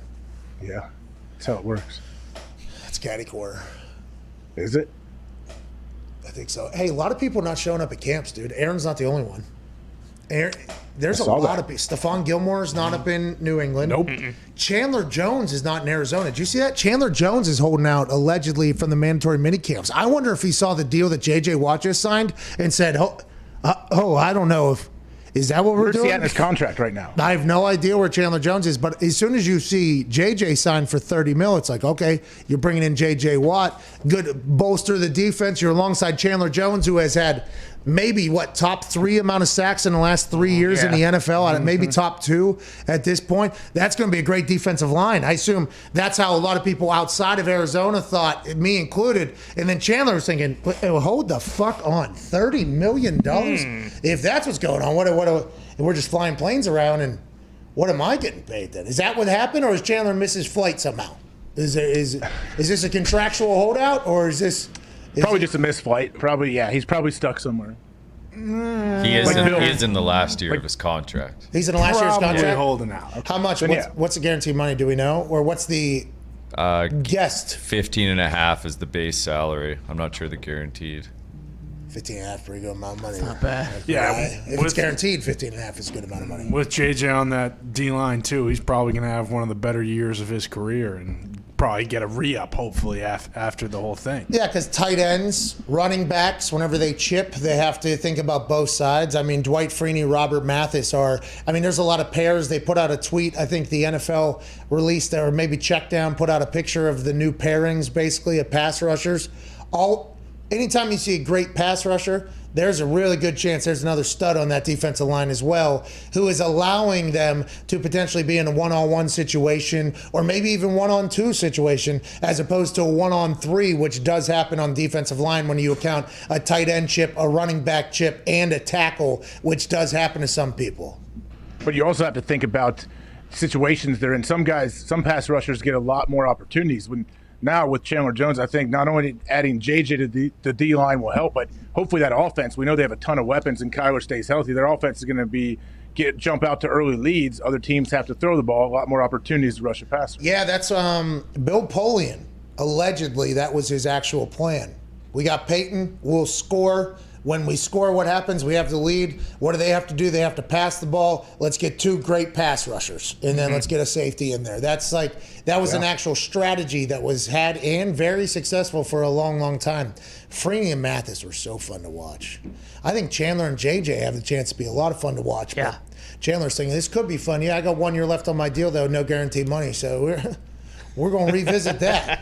Okay, hopefully that gets settled, obviously, for the sake of the Bird Gang out there in the middle of the desert. Xavier Howard, okay, the NFL leader in interceptions for the Miami Dolphins, who signed a massive contract just 2 years ago, is now sitting out because his guaranteed money next year would make him the number 6 overall highest paid corner in the NFL. Number 1 would be his Byron Jones. The other corner for the Dolphins. Yep. He has 3 years left on his deal, 4 years left on his deal still. At this point, his guaranteed money is down, though. Brian Flores basically has come out and said, I think this is a contract issue. We've talked about it behind the scenes. I want him to be on the team. It's pretty clear that this is a contract situation, though, he said. So you can't pay everybody on your defense a lot of money. Now, they figured out how to do it. They were able to pay Xavier Howard and then also Byron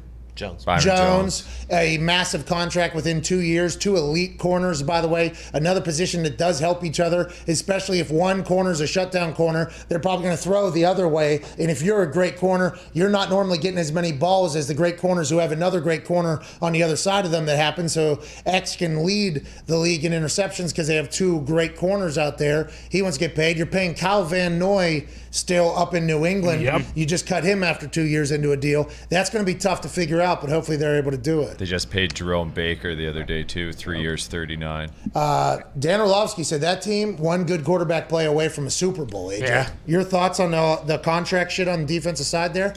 Well, I mean, it all depends on Tua, and what reports are that he's thrown 5 picks today in minicamp. A torrential downpour to his defense, though. I heard. 5 picks? That's 3 in the first picks. Yeah, Wet 5 out now. there. It's not. Hey, it's hard to throw a ball in the middle of summer down in Miami. Yeah, it's raining. Okay, it's hard. They said it's like a torrential downpour, though. Like, it sounds like it's a monsoon. Hey, shout out to him for not having a little bit of I think my elbows hurt today. Yeah. You know what I mean? He walked outside, saw that rain, saw the forecast, and he didn't even... I think today, man. There's a couple of days for those practices that mean absolutely nothing, but we have a punt period and people are going to see it. And you walk outside and it's just incredibly windy. You're like, motherfucker. I could never have enough power to act like I was hurt, but I did have to go embarrass myself in these practices. That meant absolutely nothing, which was awesome. Something to remember, though, for betting this season, if it looks like there might be some rain in the forecast for a Dolphins game, go ahead and bet against them. Lock it down. Mm-hmm. And on the flip side, if the Dolphins are playing the Patriots potentially, Bill Belichick's out there just squeezing entire water bottles on the holder's hands, the snapper's hands, as it's raining up in New England. Trying to simulate what Tua's going through right now. That's what the New England Patriots are trying to do on a random day in the middle of June. Yeah, I mean, we're talking about torrential downpours in Miami. We just had regular downpours in New England. You got to add the water bottle onto Jake Bailey's hand to simulate a torrential downpour. Hey, Coach, I keep my hands, dry. All right? On purpose. You drafted a smart player. Okay, don't need you spraying my fucking hands.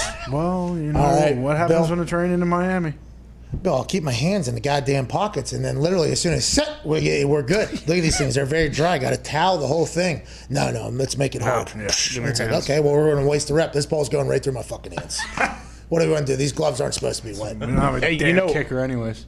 Hey, also, even if the game is being played and it's raining pretty hard, the ball is usually not wet. They trade those balls out every play. They have them under. The ball can't just look to the refs on the side. They'll bring a new ball in every play, a dry ball, and so that's why the ball, like when the wet ball drills, sometimes you can get a little carried away with them. I think. I'd say, yeah. There's been a couple.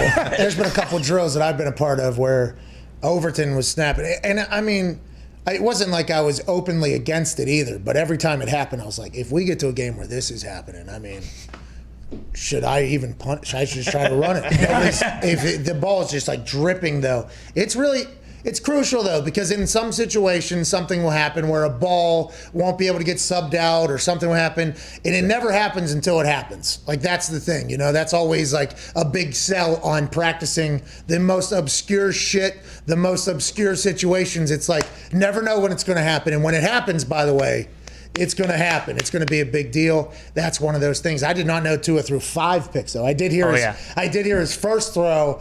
How about Tua, though, letting it fly a little bit more? Yeah. Last year, he wouldn't have thrown the ball 5 times. It's got to learn. It's got to start somewhere. Bingo. George. I think it's a good thing. Yeah, I think it's honestly a good thing he's throwing these picks. Now, I haven't seen it. That's without any context. But, yeah, I think hopefully he's thinking, hey, it's the offseason.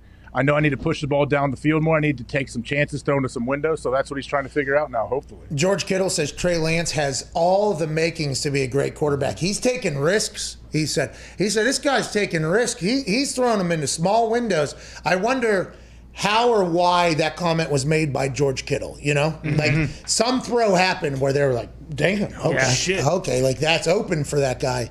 Something had to happen where that was said, you know, that's not just dropped out of nowhere by George, especially with his football IQ.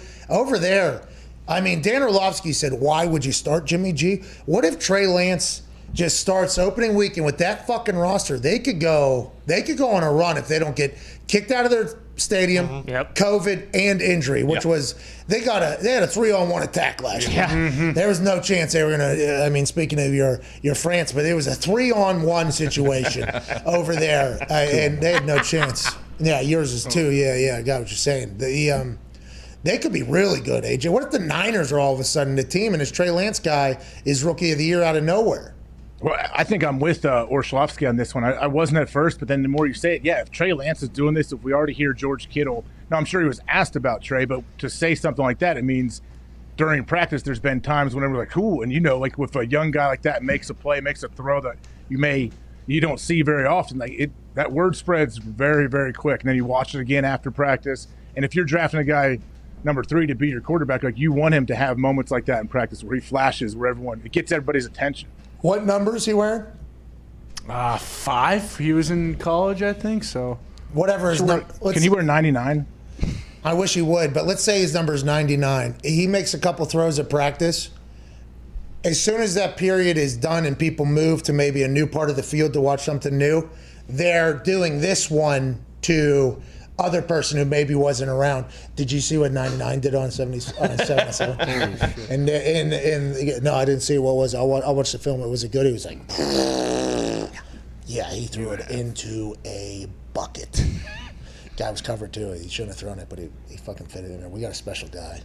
Trey Lance will start week 1 because they play the Lions, and he'll probably throw 5 touchdowns. I don't know if that's a great time, Motor City Dan Campbell, but the thought of the scouts, though, running around, because they're all trying to hype themselves up, too. They made the pick. Little fist bumps. You see them giving little baby fist bumps behind their back. Yeah, and you'll see, the scouts who were the ones that had to pitch the draft pick to the GM to draft on draft day. They'll be watching the individual periods, and then something good happens, and you'll see, a finger point, I told you guys, this guy can fucking play. And then whenever they get cut, there's a full. Mm-hmm. That whole game is also pretty awesome to watch. While the team's being made, there's also a lot of scouts that are potentially earning a lot of credit or anything like that in the building. Yeah, you're right. Those couple good throws where it would just rattle through. Equipment managers, too, by the way. You're like, hey, I think we got a guy. Whenever Andrew came to the scene and he started doing some things, we had a field goal period or something like that in the middle of practice.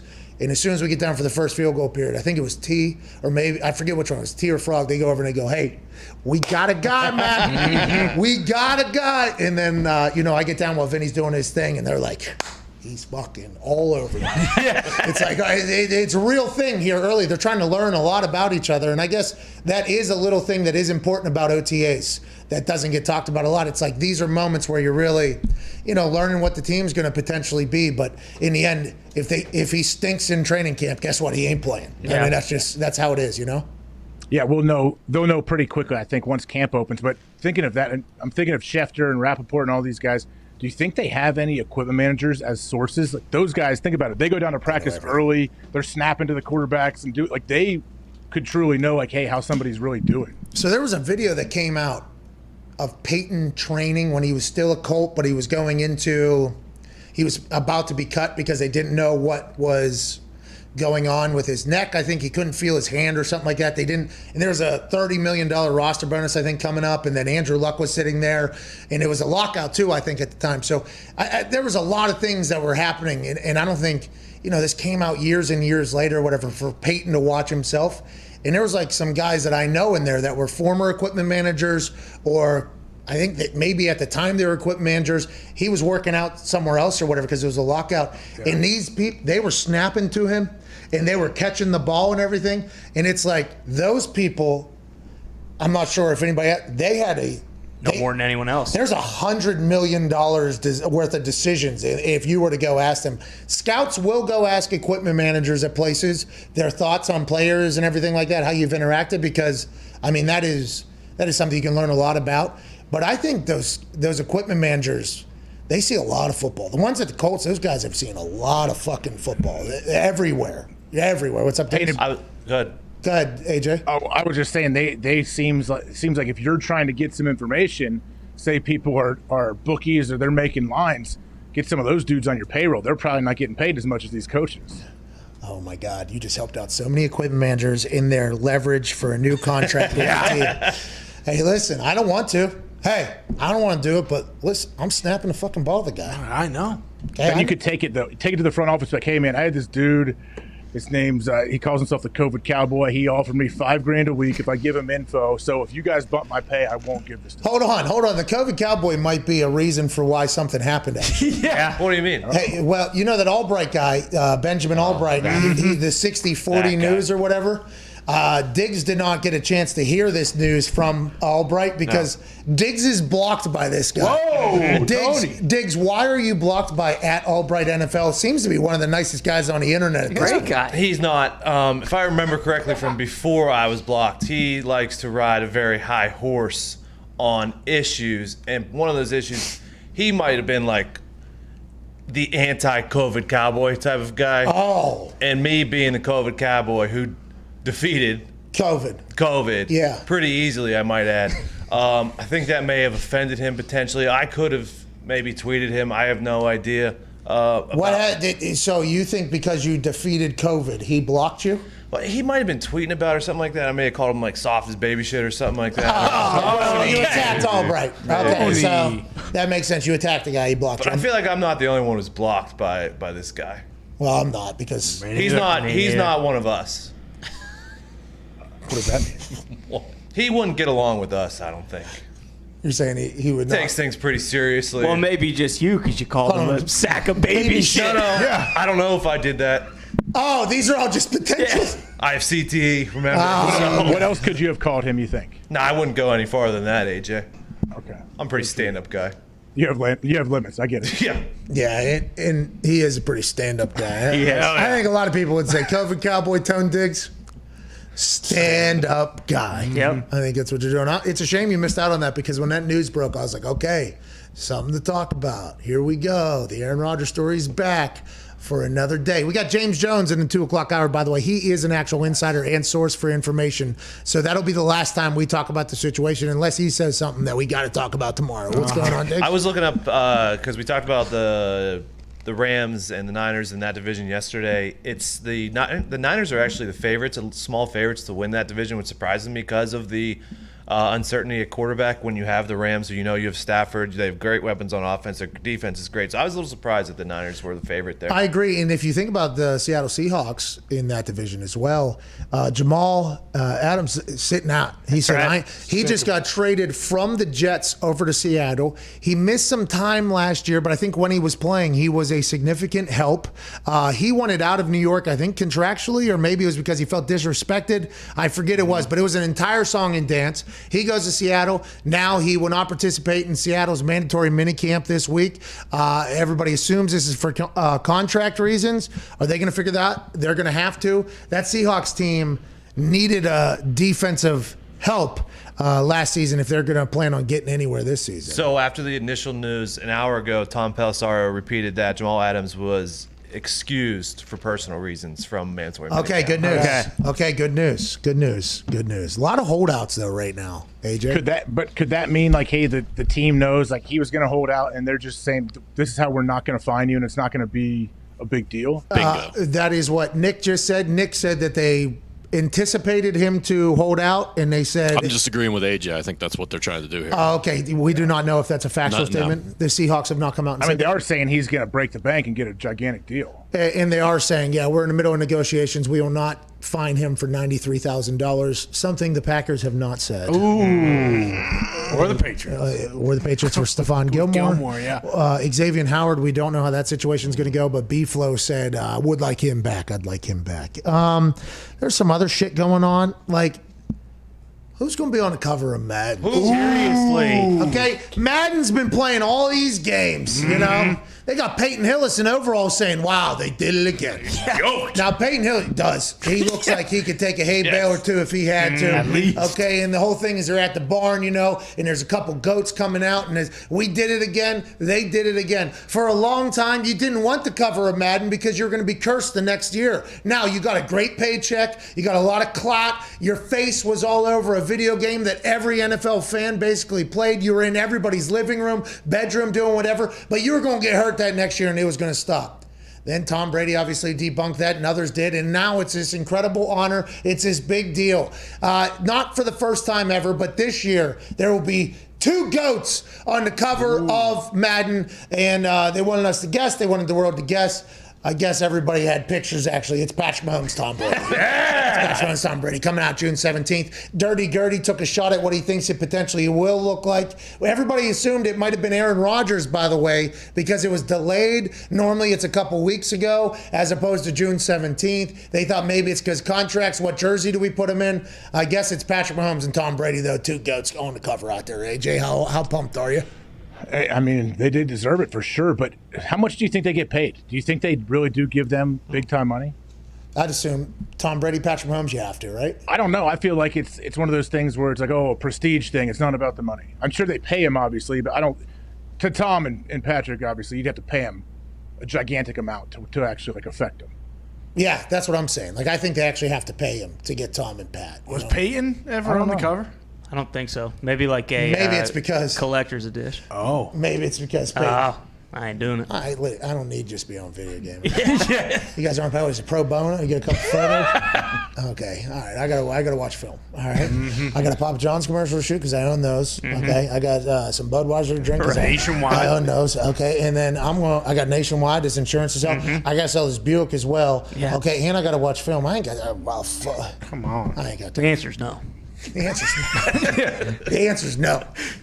I've been telling that to Chuck lately as he's starting to do something. Oh, yeah? The answer's no. And then he just does it. Shits right on the house.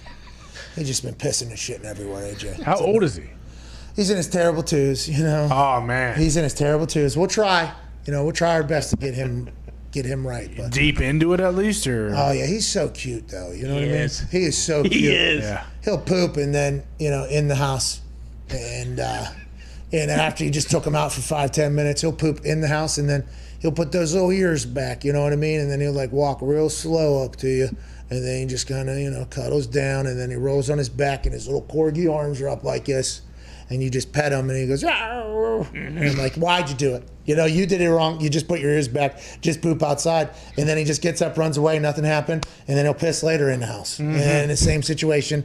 Put that on repeat, I think, for the next 10, 15 years of my life. Let's get to a fucking break. Does he eat food and stuff, or does he take your food?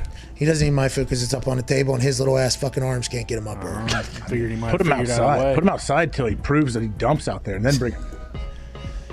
Yeah, but outside there's so many, a fox on the property. Yeah, there's variables. I mean, he's a fat ass corgi at this point. No bird could take him out. There was a time though where I thought a couple of the vultures or whatever, the hawks that fly around our house, could potentially come down and pick his little fat ass up. See you later. Yeah, gone. But now leave his ass out there. You're right, AJ. You're right. I mean, at least until he goes, right? No, but he'll hold it. He'll hold it. Okay. Then have a stare off.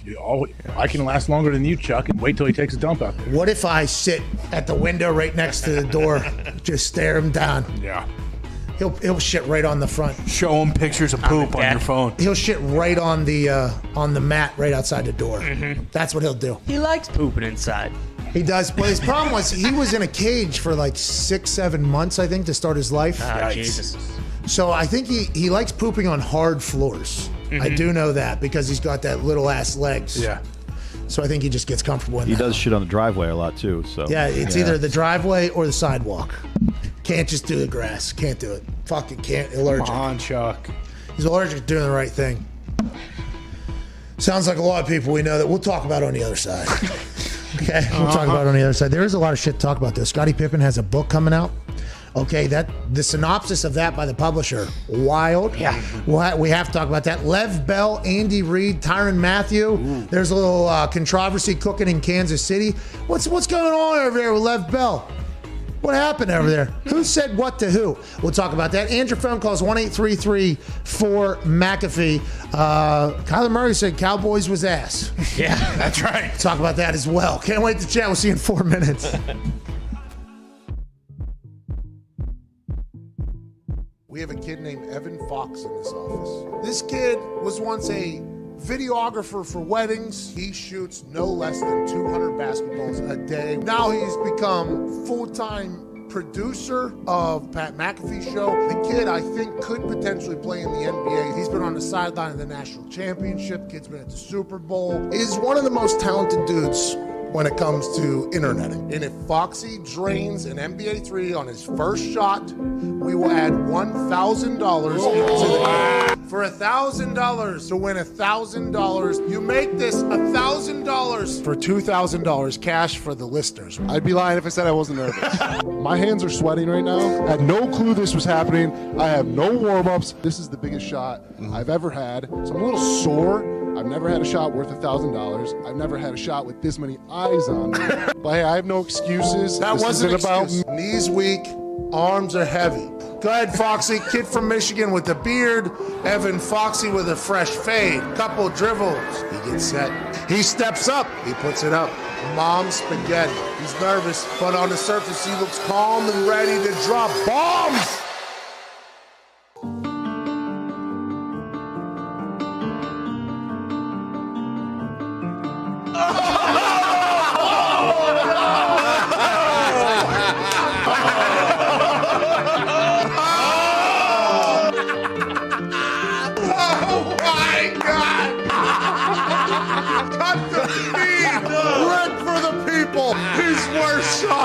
Today. Disgusting, despicable, airball for nothing. Short left brick.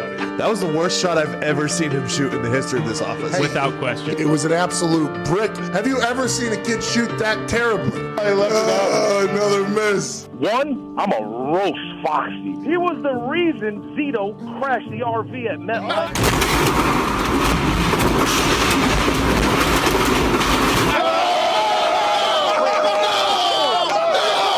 Foxy, you might look good, but you're a jinx, cuz you're like He's dead. He's dead. Rest in peace, Foxy. Evan Fox is currently 0 for 3, currently shooting 0% in these types of shots. You have missed disgustingly. We're sorry, listeners. We're sorry, followers. We're sorry, subscribers. Evan Fox is just trying to ruin it at all stops. You are 0 for 4 in these types of shots. There's zero chance this ball goes in. He's gone 0 for 5. That was $1,000 shot that didn't even hit rim. I stink.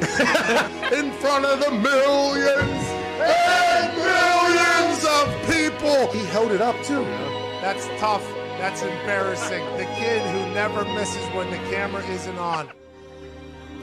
Evan Fox, who's very handsome and very talented, will attempt to shoot for $2,000 cash for the listeners. We will give away 2 great. Oh, he passes it to himself off the brick. He steps up for the win.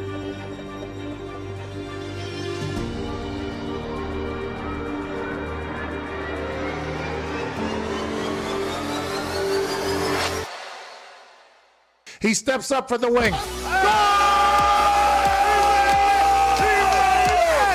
am so happy he hangs on the rim in an attempt to break it. We will give away $2,000 because Evan Fox is now 1 for 7. And nothing but splash for the young, handsome Evan Foxy. Wow, what a day. I am so happy for you.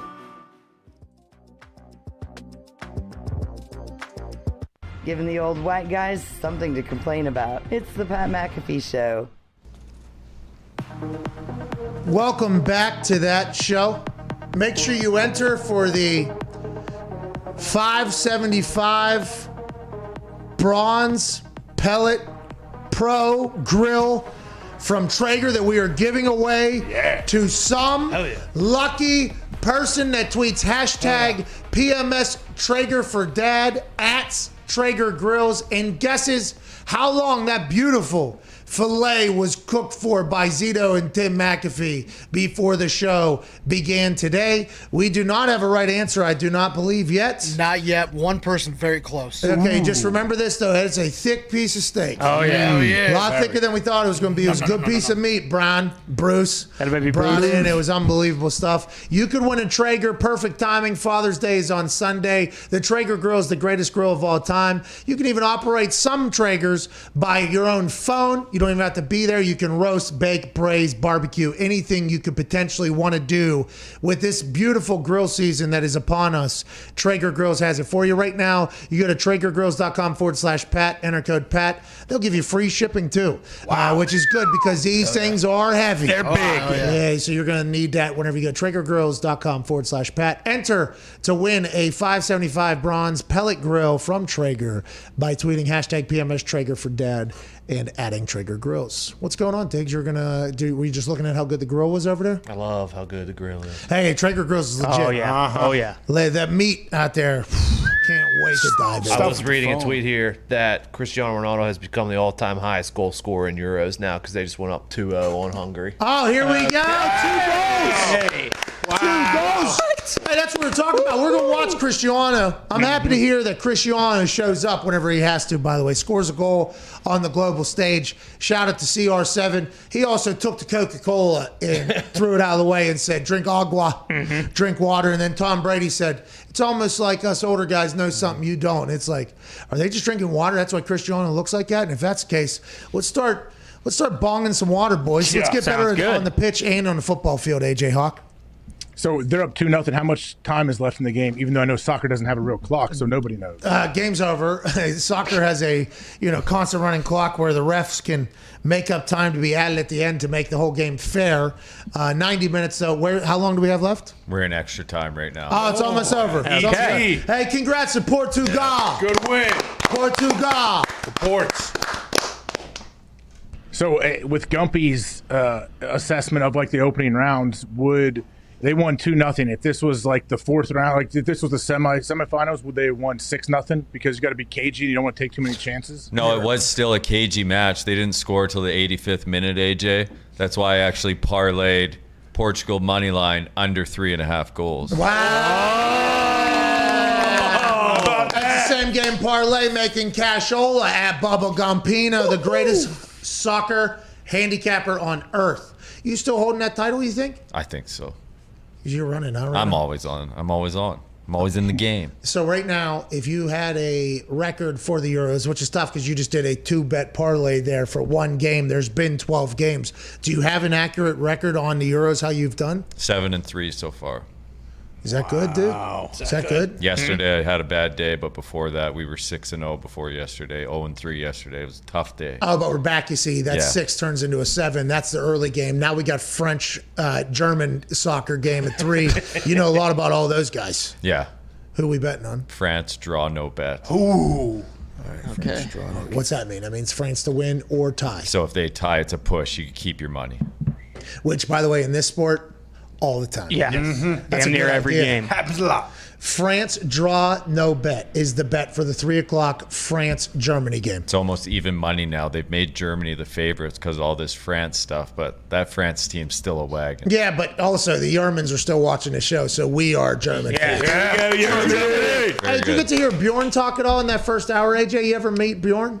No, I've never met him. I know who he is, but I didn't get to see him. How was he? He's good, man. It was a cool conversation to talk about how he left his house when he was 15 to come to America. Went to like the richest school in the history of schools in America, Salisbury in Connecticut, and then he went to Florida State. And at Salisbury in the championship game, his senior year of this private school league, didn't he have 4 sacks? Yeah, he had like 4 sacks and 2 forced fumbles. It was wild. In that game. And then this is 4 years removed or 3 years removed from living in the streets of Berlin, in the city of Berlin or whatever. Then he goes to Florida State, dominant All-American, ACC Defensive Player of the Year. Yeah, unanimous. Unbelievable. Then he comes to Colts. Some injuries got him. He was taking Toradol every day, AJ. Every day for practice? Every day. He said he needed Toradol to practice, dude. As soon as he said that, I was like, whoa, I didn't know that was happening. I had no idea. I feel like a bad teammate, bad friend. Well, I mean, he was probably taking the pills, I'm guessing, right? Pills during the week, shot during the weekend. We're getting by his back, he said, his knees, everything like that. He played soccer growing up, too. That's a lot of running, especially if you're a big body. Probably wore him down a little bit. He's awesome, though, man. I'm very excited for him. He said the German football crowd is massive over there. The NFL's going there. That's obviously good. Let's talk about Kyler Murray saying the Dallas Cowboys are ass. Because that was on the internet, then taken off the internet. Why was that taken off? Does Jerry Jones say, hey, listen, let's take that off of the internet? Oh, yeah. Jerry Jones says, we don't want that anymore. Kyler Murray obviously grew up in Texas, state champion in Texas. I saw a lot of highlights of him balling all over Texas in baseball and football. He was asked, I believe, in a gaming podcast with the FaZe Clan, which he is a professional gamer as well. They asked him if he was a Cowboys fan growing up. He said no. They asked why. He said, because they always ask. Now, that leads me to this. You're a Cowboys fan now, just because Mike McCarthy is there. Are you potentially buying into the hype that Kyler Murray refused to do his entire life, AJ Hawk? What do you mean? So Kyler, was he a Texans fan, did he say? I'm not 100% sure. I think he's Cardinals fan, always has been, always will. Forever. Loves Cardinals. Go Card, Bird Gang out there. You know what I mean? Hey, but were they always bad, though, when Kyler was growing up? How old is he now, like 22? Yeah, I think he's 23. He's a professional in 3 different things already at this point. Yeah, they were never that good. It was Romo, really, and then he fumbled that extra point. Yeah. Oh, yeah, it was a field goal, I think. It wasn't an extra point. I think it was a field goal, by the way. I actually watched this whole clip, and Kyler Murray says he was a Vikings fan. I guess he was a Tavares Jackson fan growing up, which okay. I don't know. I think the Romo slander has just kind of gotten out of hand at this point. Wow. Romo. Oh, yeah. Wait, he didn't slander Romo, did he? No, yeah, he basically did. He said the Cowboys were always asked when he and I were growing up. I was growing up at the same time, 1 year younger than him. So how old are you? 22. So he's 23. So the Romo era is the Cowboys era that he's referring to, is what you're talking about? Yeah, it was a great era. It was a great time to watch sports. DeMarco Murray, all that. Yeah, that was like 2 years or whatever. They weren't terrible. I mean, they were never like terrible. I felt like they were always good. They just never really got to the next step. Yeah, they were always in a conversation. And was anybody burying Tony Romo? I mean, I don't know what the hell Mitt was talking about there. I'll admit there. Romo's number one fan. You He's like got Tony Romo? Romo's poster up in his room now. As he should. He's just become a Cowboys fan here as of late. Remember, there was a day that happened or whatever. AJ, you a big Tony Romo guy? Yeah, I like Tony. I mean, playing against him, Tony's a deceptive athlete too. Like, he's a legit basketball player. I know he doesn't sometimes look like it. We know how great of a golfer he is, but Tony was a competitor. Yeah, I have a lot of respect for him, especially how he played. He's a good golfer, huh? Great golfer. He's going to make PGA? That's the thing. Tony plays like 12 hours a day. He's got exemptions into a few events, and he has yet to make a cut, I believe, on the PGA Tour, and he's probably 17,000 times better than you. Okay. All right. Okay. Not in those Skechers, AJ. Hey, just real quick, though. When it comes to, by the way, Tony Romo, better basketball player than me. I think I've seen him play basketball. He's a better quarterback than me. You know, I believe that. When it comes to golf, though, you have to be able to just repeat something, okay? And it can get boring. You just have to be able to repeat. It takes the athleticism completely out of it, by the way. Now, punting, to be athletic, it helps you. But you have to repeat something. It's just the ability to and do something. He had to do that, you know? Not a good holder.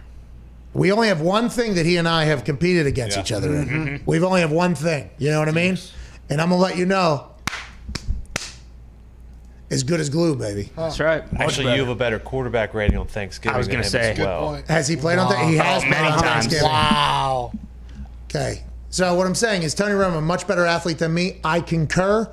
But saying that just because he hasn't been able to crack or make a cut in the PGA or in the Champions Tour, be in the top 50, that does not sway me any direction at all. I just want to let you know. I get it. I understand that. I respect it. You shouldn't put limits on yourself because people say you can't do it. But with that being said, there's no chance you're going to do it. Okay. All right. So you're the guy in this story. And you're saying the only thing you've competed with Tony is holding, and you're saying, oh, you won that battle because you didn't drop one in a key moment like that. How does that translate to the golf course? Because it's a repetition. It's just a repetition. Well, if you guys each sit there and they shoot 200 jugs at you when you're holding, and if you win, congrats, and you win. You're playing golf, and I would. He's going to kill you. What's that? He's going to kill you if you play golf, though. When? Right now? Between now and till the end of time. Okay, mate, right now he will, okay? Because he is spending 12 hours a day. And you said that, not me. I didn't know he was doing that. He's getting 17 mil call games. You better watch him film it sometime. Jesus Christ. He doesn't have to, actually. He knows what's coming. But 12 hours a day he's going to beat the shit out of me right now. Wait until I put in 4 hours a day. Yes. You know, wait until I'm playing, 1 round a day. Wait until I'm, driving in the morning, putting in the afternoon. Wait until that becomes my life, AJ. That's going to happen 10 years from now, probably. Okay, yeah. You already have the specialty shots in your bag, too. You're working on those right now. I don't think already. Tony's not doing that. Is it coming out of my pocket? Does he get out of his pocket? I don't know. You have to ask him. Let's go to Kyle in Illinois. Kyle, what's going on, dude? Kyle. Come on, Kyle. Kyle. Come on, Kyle. You're wasting the show. We only got one more minute to go. Hello? Come on, Kyle. Come on. Ask your question before we have to sell some shit to people. Come on. Hello? Come on, Kyle. All we really want is a statement or question from you. Come on, Kyle. Come on, Kyle. You're waiting on hold and you had your phone so on you. Come on. We got to get to a break, Kyle. We'll put you back on hold. We appreciate you, man. Hour 2 wrapping up in beautiful fashion. I like the song change in the middle there. What's going on, AJ? I think same thing happened to Kyle and Mad Dog yesterday. No, on this show? Here. Same thing. Kyle called Mad Dog. Same thing happened. Mad Dog just sung him off right in the break. I didn't mean to sing him off. It's actually, we got a hard out here coming. I didn't know. We'll get Kyle in the... How about the 50 seconds of singing you could have used before that hard out? 40 seconds. Had to get to the final minute. We'll get him in the third hour and James Jones. This is the Pat McAfee Show, Tuesday, June 15th. Nailed it.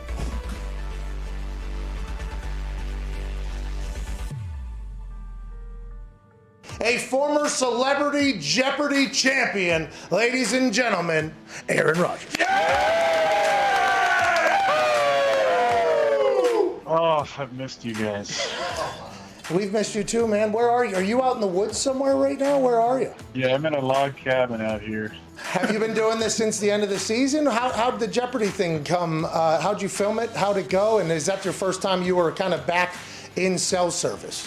Yeah, pretty much. I did some quarantine during the off season, early parts. The missus was filming up in Montreal, so I was, Quebec has some strict quarantine rules, so I was in quarantine for a few weeks, and then went out to LA and filmed the 2 weeks of Jeopardy, had a blast, and then back for some more quarantine. And now, the off season feels like it's just beginning now. Okay, good. Well, congratulations on everything happening. Let's talk about the Jeopardy job. Did you watch the other hosts as well, what they were doing potentially that you would want to do differently? How did the whole film study go? I haven't watched an episode since Alex. Okay.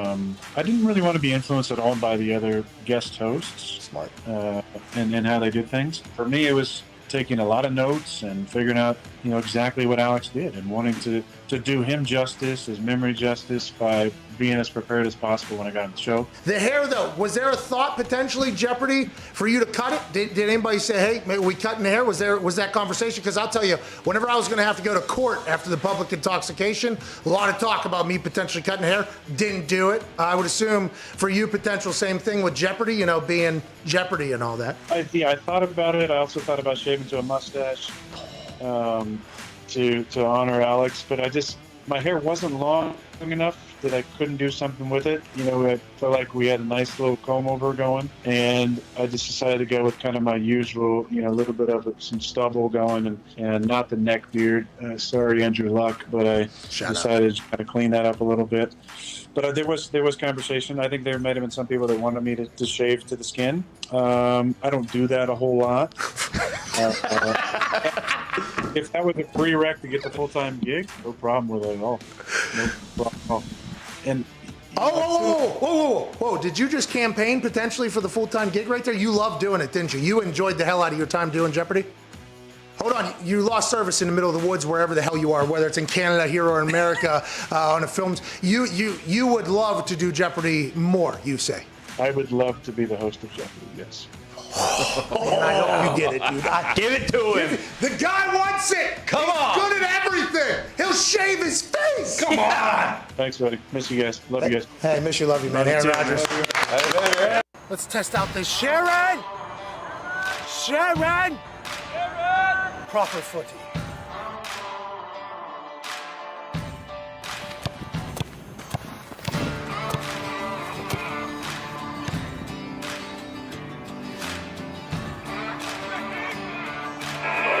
Seems like it has a bigger sweet spot.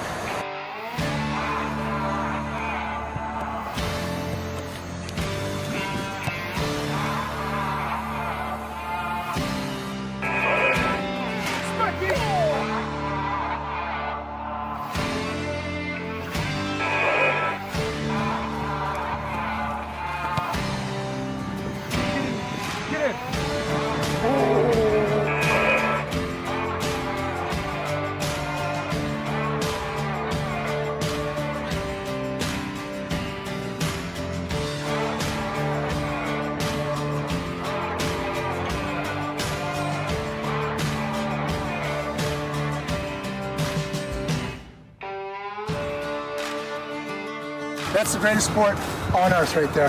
Aussie rules football, also known as footy, AFL. My first time bombing in official shorts that are a little bit restricting. I think I lost a ball, to be honest. Might be a Lance Armstrong situation down here, but I can see why this sport is beloved, because those balls fly. Need to get down to Australia, meet up with the Magpie boys, and finish out this AFL season as maybe its biggest fan in America. Let's have a think.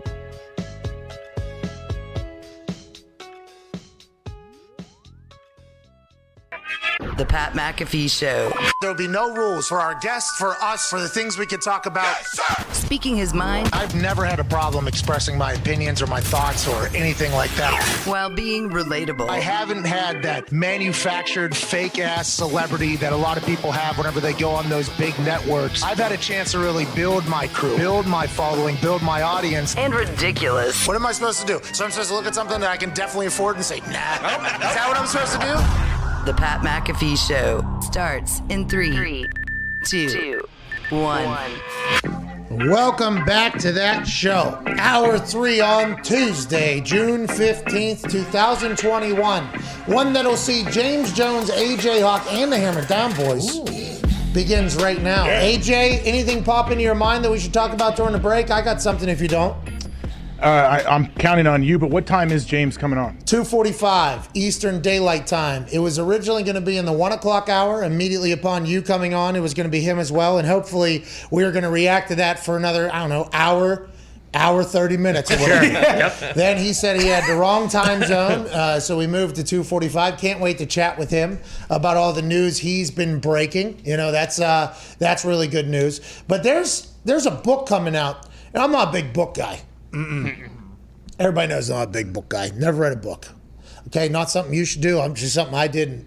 It's a fact. So I just don't know how to talk about it. Didn't read the Berenstain Bears. Didn't read Hancock, whatever the fucking... Hatchet. Hatchet, there it is. Hancock, I didn't read that either. Okay, I didn't read. I never have. It's not my thing. I listen. That's how I learn things. I skated by. I'm not a big book guy. People send me books. I love them. I'm thankful for them. I really appreciate you being. I might write a book, to be honest with you. Maybe. Probably not. Probably a documentary instead. But I understand that books are a thing of importance for people to share their sides of things. For instance, when The Last Dance happened, Scottie Pippen got buried a little bit in it. Oh, yeah. There was a couple scenes in there where Scottie Pippen wasn't portrayed in the best light, and we all assumed that Scottie and MJ were very tight. I don't know Scottie Pippen well enough to tell you if I ever had a conversation about MJ, but I always thought they were friends. Now, after The Last Dance, you're like, okay, maybe still friends, but probably not that cool, I guess, for Scottie and his mom. Now, Scottie Pippen's releasing a book. And I'll tell you what, the synopsis from the publisher says, hey, there's no MJ without Scottie Pippen. Simply put, without Pippen, there are no championship banners, let alone 6, hanging from the United Center rafters. There's no Last Dance documentary. There's no Michael Jordan as we know him. The 1990s Chicago Bulls team would not exist as we know them, says somebody who read the book Unguarded by Scottie Pippen that's coming out on November 16, 2021. Is this going to be scandalous? Sounds scandalous like in there, AJ? This is the publisher that said that, not just some random person that read and reviewed the book. This is from the person that published Simon the and book. Schuster. So Simon and Schuster has a crew of people in there that just read their own books and say this is basically what it's about? Pretty much. Are they the ones writing the back of the book? I'm not sure. Who writes the back of the book where you turn the book to the back and you go, oh, I read it, and put it back down? What do you? Probably that author. Is that person? Is it the synopsis or is it the Michael Kush? And we smoke Mike Kush. Man, it's not until November.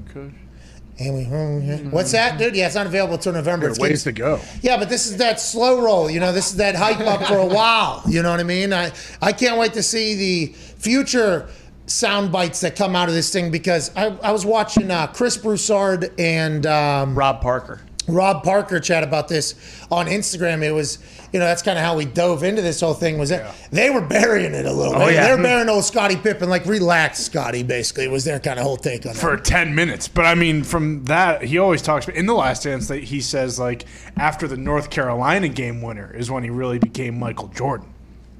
What's that? Scottie Pippen says No, that? Jordan says that. Before the Bulls. The Scottie Pippen thought, though, is if you were, a pretty pivotal part of the entire team. For instance, when Dwayne Wade won, right? He was with what? Shaq, right? Yeah. And then he won with LeBron. Mm-hmm. But Dwayne Wade is remembered as an all-time great still. Now, I'm not saying Dwayne Wade is either Jordan or Pippen in that situation, but there has been a lot of potential duos who have been remembered both for being great. That Bulls team, the only conversation is Jordan, right? Rodman is Rodman. Pippen is Powerade. Right? That's kind of always be the Pippen or whatever. But Pippen's never talked about as being like, hey, this is one of the greatest of all time. He's won 6 rings. He's done the whole thing, and he's never talked about that. And I think that's because Jordan's there. So I guess that's just the way it goes. But I assume Pippen has some shit to say alongside this guy that's writing a book alongside him. I mean, that was the publisher that said that. So we don't know if Scottie in the book is saying that, like that black and white, like, hey, Michael doesn't have 6 rings if it's not for me. It's not the craziest argument. We know, it would have been a different thing if Scottie Pippen was not on the Bulls with Michael Jordan. We don't know how many rings he would have had. We know he would have had multiple. I don't know if he would have had 6. But, Scottie's a Hall of Famer, man. Like, he has nothing to worry about. Does he get into, like, his personal life, too? I know he and his wife and the Kardashians have weird situations. So I knew you were going to try your best. What I was about to say was... sells books to not just, like, sports fans, other people, too. Yeah, I assume those quotes from synopsi from people will get out, too, before November about that type of stuff, the personal stuff as well. I've gotten to see Scottie Pippen one time in the wild, right? Yeah. 3 days, I think. Is 3 days in the Bahamas? Yeah. 2 days, 3 days, we got to see him in the wild. Maybe the coolest guy I've ever seen in my life. He glides when he walks, by the way. He glides when he walks. He dunked one on me from literally 75 yards out whenever I thought I was going to beat him, and there was no thought of that. He shotgunned a beer with us. He was hanging out at the little after shots with him afterwards.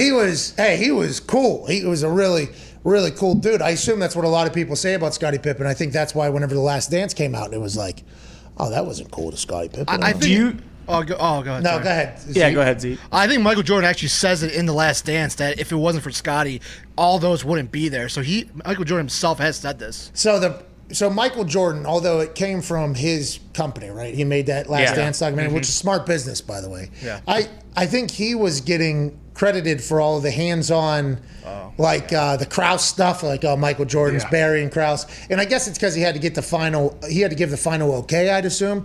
I wonder if he thought that Scottie Pippen thing wouldn't look like terrible. You know what I mean? I wonder. And what will how did have Scottie and MJ talk? Because I don't remember. I just remember the reaction being like, "Oh, Scottie's not going to like that," or whatever. I don't remember exactly what it was. It was the play where he decided not to go in the game at the end of the game because he wasn't getting the last shot. Tony Kukoc was getting the last shot. And he wasn't on the team. Jordan was not on the team. Yeah, that was the year Jordan wasn't there. So it could have not been on The Last Dance. Exactly. Is what everybody. That was our reaction. It was just completely unnecessary to have it in there. Yeah, there was no. Now, granted, Pippen. I appreciate the journalistic integrity, to have that whole thing. But still, though, I don't know if there's no reason for it to be, and you're still telling the story of the team, and that when Michael was away from the team, and then it's kind of showing hey, Kukoc is stepping up and taking a big role, how the dynamic has changed. Yeah, that's who they were talking about too in that situation. It was about Tony Kukoc, but it obviously massive ricochet shot to Scottie Pippen. Hey, but Kukoc, he looked awesome. Oh yeah, drilled it too. Kukoc comes. What did he say? I come over. I don't care. That's you fuckers did nothing today.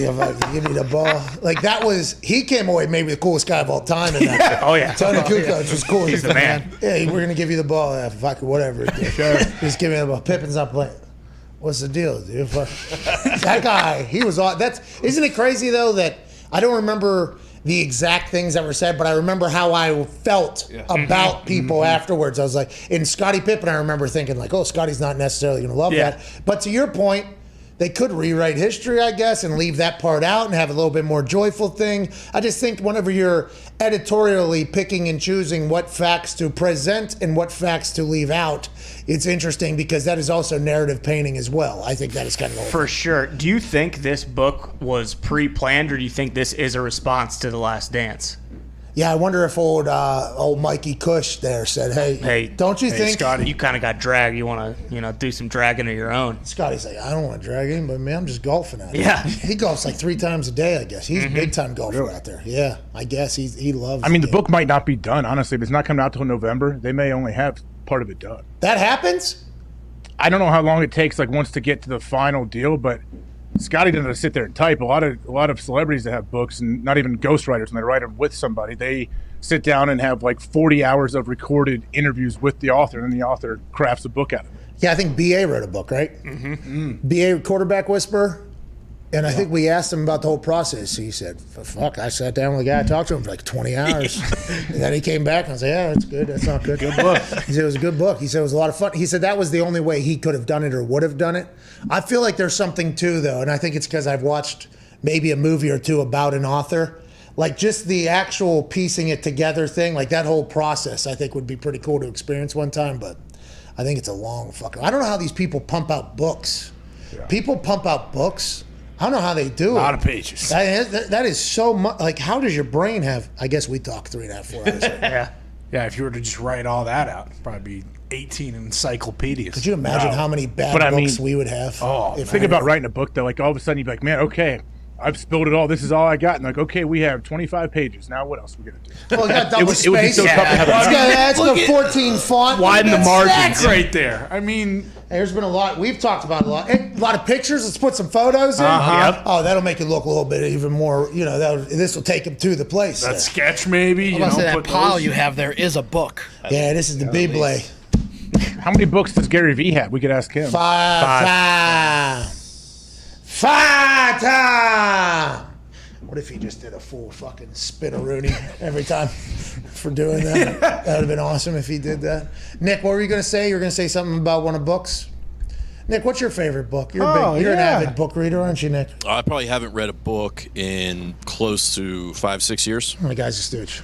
Come on.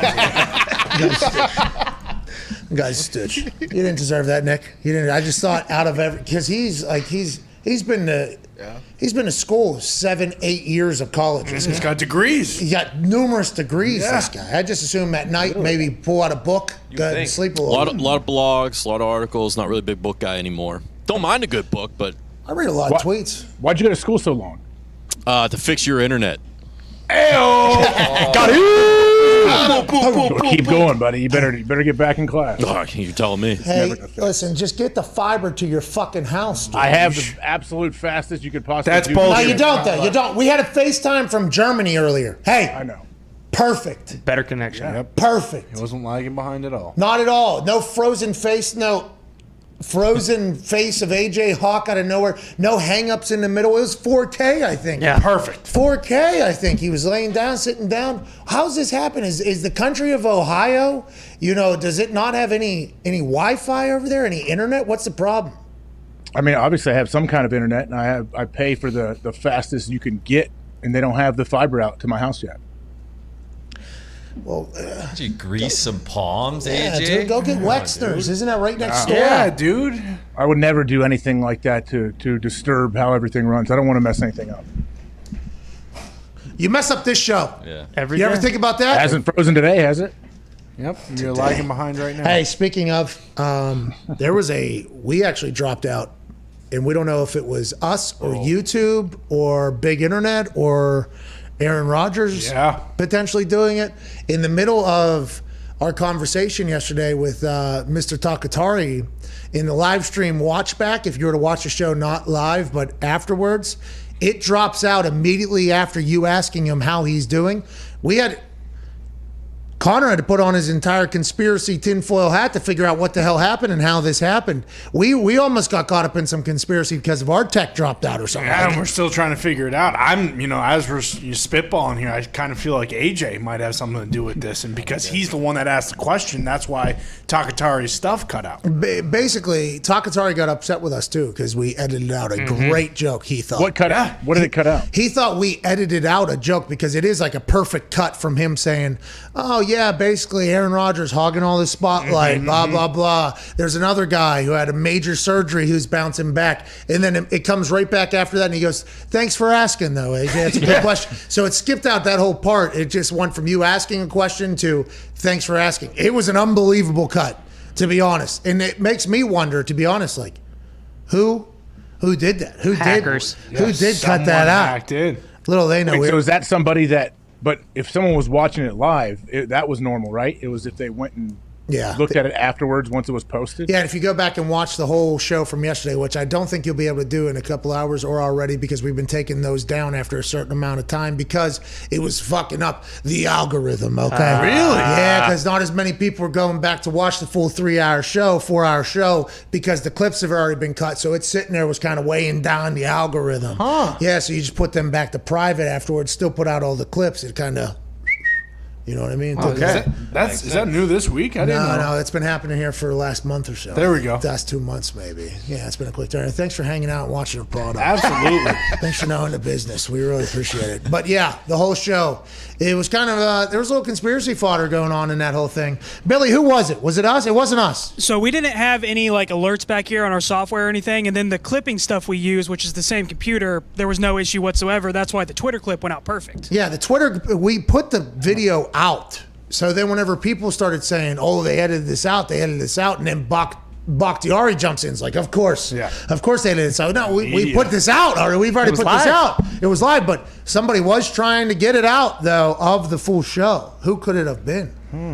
Who could it have been? Is that what Aaron's I'm Offended was about? That shirt? Maybe it's the same Bakhtiari, people. Yeah. Hey, he's him and Tom Brady talking shit to each other today on that Capital One thing. Did you watch it? Have you seen any clips during the commercial break? I have not seen any of it other than the screenshot of his shirt. It's been pretty good. It's been Tom Brady made a comment. I watched the full clip there about Bryson DeChambeau, with his teammate Aaron Rodgers, not going for it when it really matters. I think when it's a big moment or whatever.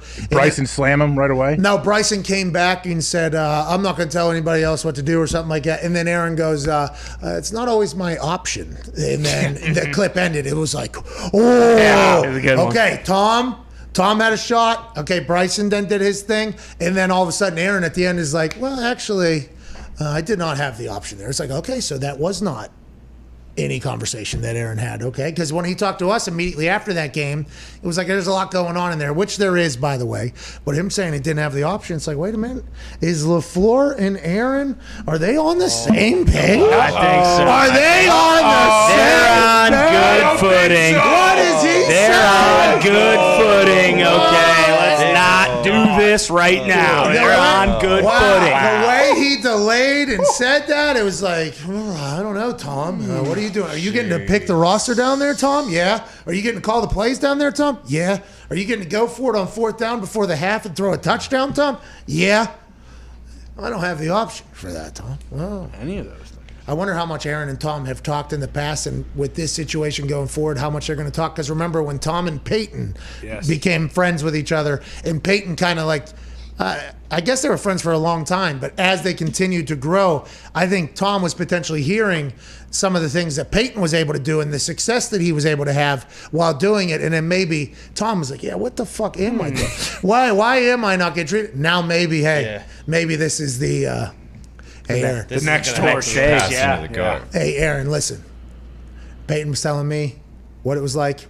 I've been down. Have you seen this down Tampa? We just won a Super Bowl, dude. They're building a town, bro. We brought Antonio Brown in. Fucking come on in, dude. Yeah, Gronk came out of retirement to go down there. I mean, it's a dream come true. This is I'm on the beach every. Lenny Fournette. Hey, it's came fucking in. amazing.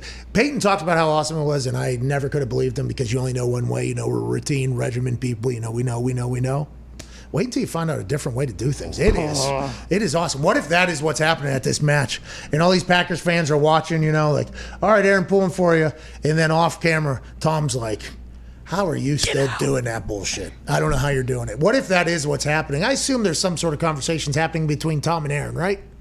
Yeah, I'm sure. And once they're together in person and they don't have mics on, that's when I'm sure they'll get to actually have a good back and forth. But yeah, when the mic's on, that's the thing though. Tom's good at that. Phil is good at that. They'll make jokes throughout the round, I think, to keep it interesting.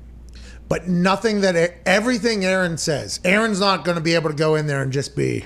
No.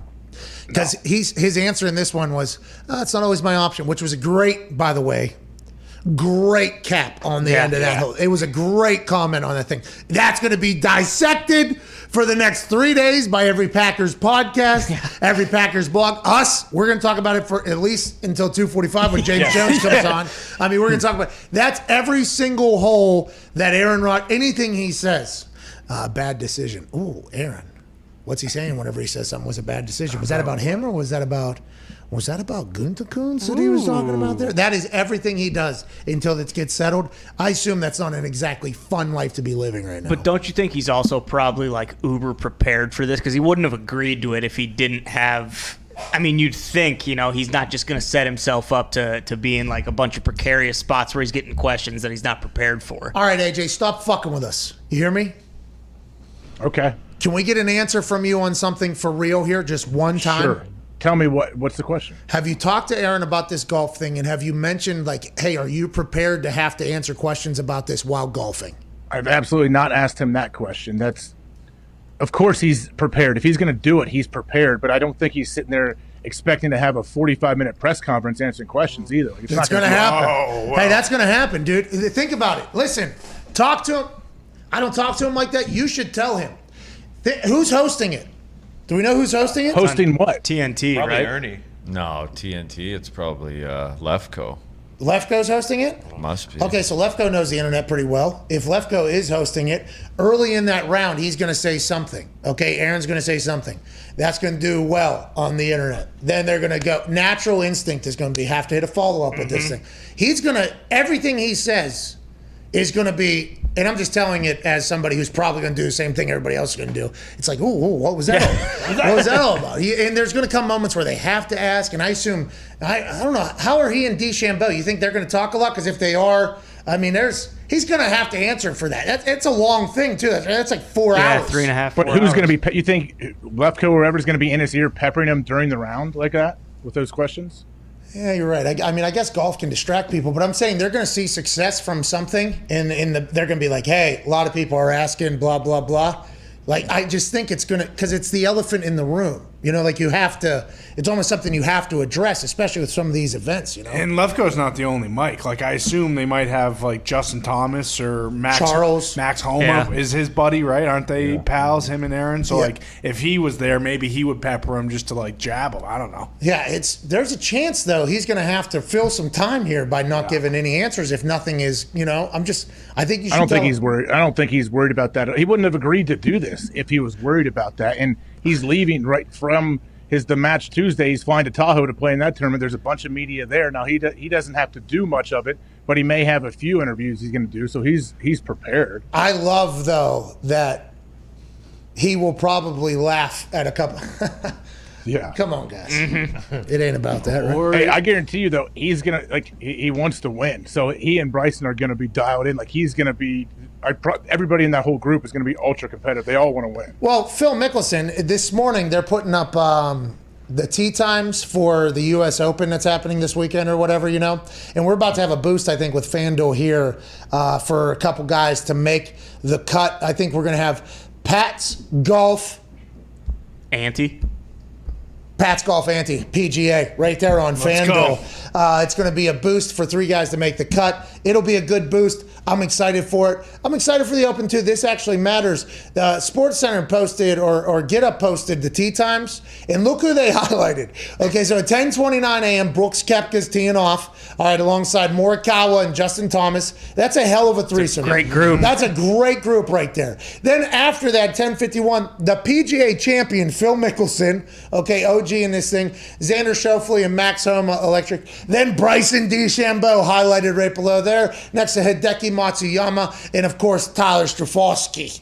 And then Dustin Johnson, Rory McIlroy, Justin Rose. But them highlighting Brooks and Bryson, everybody wants this golf beef to happen. Yeah. Everybody. Phil Mickelson there, he's probably reminding people yet again, I'm the PGA champion. What are we highlighting? I'm a needle mover. Okay, people see Phil Mickelson on the leaderboard, they're going to tune in. You got 2 people highlighted on the other side of me because they want to fight each other. Let's talk about golf, Phil Mickelson's thinking. But I like the fact that there's a real beef between these two. Allegedly, Bryson DeChambeau's people, him and his agent, were asked if they would tee off or be in the same group as Brooks Koepka. Allegedly, Bryson DeChambeau's agent said, no, we don't want to do that or whatever. Maybe it's because they want it to settle down and die off. I don't think that's going to happen. I think they are sadly mistaken. Good for golf, good for Brooks, and good for everybody, I guess, because this maybe gets a little bit more eyes on the sport of golf. Well, would have got the most eyes if they put them in the same group, and they were talking about that earlier in the week. Like, are they going to do this? Are they going to put Brooks and Bryson together? Now, we can just hope, and the network, whoever's carrying the tournament on the weekend, do you know who it is? Is it Fox? Did Fox do it now? They normally have the U.S. Open. Hey, let me check. think about this group. Let's fantasy book this. Okay. I want DeChambeau, Brooks, and Phil. Ooh. One group. Because I think Phil is a guy. They should have done it. We would have 2 days. We would have Thursday, Yeah. Friday guaranteed of that if they would have made it done. Yeah, and I think Phil's a good, you know what I mean? Yeah. Like, a good, been there, done that OG. I assume everybody respects him, including Bryson and Brooks. But then those two potentially popping off at each other in the crowd too, and Hey, Phil Brooks, living hey. off that crowd too, like hitting he's kind of like the entertainment almost. Right. Oh, that would be awesome. Good for golf if they do that. They're not doing it, obviously. NBC has coverage this year. NBC, all right, shout out NBC. Phil is the perfect guy. Hey, boys, calm this down one, here, boys. Let's chip it into this grass that's some growing guy. towards us. I didn't All right? know they could decline being in a group. I didn't know that. Yeah, I wonder what that's all about. That came on a Sirius XM show. Who was it? What was it? I think we have it, don't we? Do we have the clip? Yeah, it was Sirius XM US Open Radio. Wow. Holy shit. They have US Open Radio. There's This is a Super Bowl for that channel, huh? There's a PGA Tour radio. I assume they changed it to that for this week. It's their busy season right now. Do not listen to us. Yeah. There is a US Open Radio. Oh my God, I didn't know that. It's the PGA channel? That's what it is? Yeah. Okay, so it's not just US Open. Did they ask Brooks? Do you think they asked Brooks too? I would assume Brooks was cool with it. Whatever, I don't care. Maybe not actually. Whoa. As soon as he walked by him, Brooks, that face of disgust. Yeah, they're trying to win a major too. It's a giant thing for their career, so they're probably like, "Hey, I get it. I understand all the hype. But hey, man, like Hey, this may take away from a little bit of what I'm trying to do. Hey, Brooks and Bryson, why don't you guys meet Sunday last group, huh? Hey, why don't you guys just do that for golf? NBC's dream. NBC should do whatever they can to try to have those guys in the same group. Hey, make those. Let's go ahead and make those holes double size. Brooks would probably want Bryson in his group because then the people calling Bryson Brooksy wouldn't get kicked out and they would be able to But say then it if the whole Bryson round. went off, it'd be full heel Bryson, right? Yeah, but then if Bryson dominates, Yeah. I mean, that's what we want. We want them Yeah. last group on Sunday. And U.S. Open courses are terribly hard, right? I mean, DeChambeau's not going to be in that last group. I don't think. Probably not. Especially if He people won are last following year. him. Oh, did he really? Yeah. He did. Oh, so I'm completely fucking. Well, Run it back. COVID, there's no one there. They say sometimes he kind of shrinks in the big moment. Whoa! So I didn't say it. That's I didn't Aaron's say it. teammate. I didn't say it. That's Aaron's teammate. I didn't say it. I'm You just did. saying a lot of people say that. There's a decent chance because Bryson won last year. Brooks came in second the year before, and then Brooks won the 2 before that. So wow. Oh, so we're talking about a fucking inevitability here. Potential. We're talking Godzilla Kong here. Potential. Whoa! Well, let you know, I'm on Kong's side. Yeah. Which, by the Hell way, yeah. which one is Kong? You tell me. you pointed. I wasn't sure which one you were saying. Well, I'm on Brooks' side just because I think he's an actual, he's All right, so Brooks is Kong. Brooks is Kong. yeah, but then, Might have to go to U.S. Open Radio for this one. that'd be awesome if that was the name of their show. What if we were NFL opening week radio? You know what I mean? Just week 1, we fucking dominated. You know what I mean? Hey, week 2 is not our thing. No. Super Bowl go elsewhere, but I want to let you know, week 1, opening week, we are your stuff. Right here. The concert that's happening before the game, we got it. We're ready. Covering. Will you watch that, AJ? Yeah, I would love to watch that. You mean the match? Did he say? Or are you No, talking no, the if concert. you had No, the concert. week 1 radio? No, will you watch the golf this weekend? The U.S. Open, yeah, I'll definitely. I mean, I won't sit there and post up for 8 hours, but I'll have it on. Is this one of those ones where I'll watch it all day or no? I don't remember. Could be. US Sunday. Open, it's a big one. Oh, it's Father's Day. Yeah. And Hell in a Cell, by the way. Let's go. You enjoy Father's Day. Okay, you watch U.S. Open. You're right. You watch Brooksy and Bryson battle it out on the golf course that's located in California, obviously. Torrey Pines out there. Then you end that beautiful Father's Day with Hell in a Cell. Yeah! Rey Mysterio, a father, will go to battle with Roman Reigns in Hell in a Cell in the name of his son. Ray's And crazy. What's he think? I don't know if there's anything better for Father's Day than a father fighting for his son and his family, like Ray will be doing against greatest wrestler of all time. Good luck, Ray. Yeah. Hey, Hell in a Cell Sunday night, AJ, on the Peacock. Are you watching or not?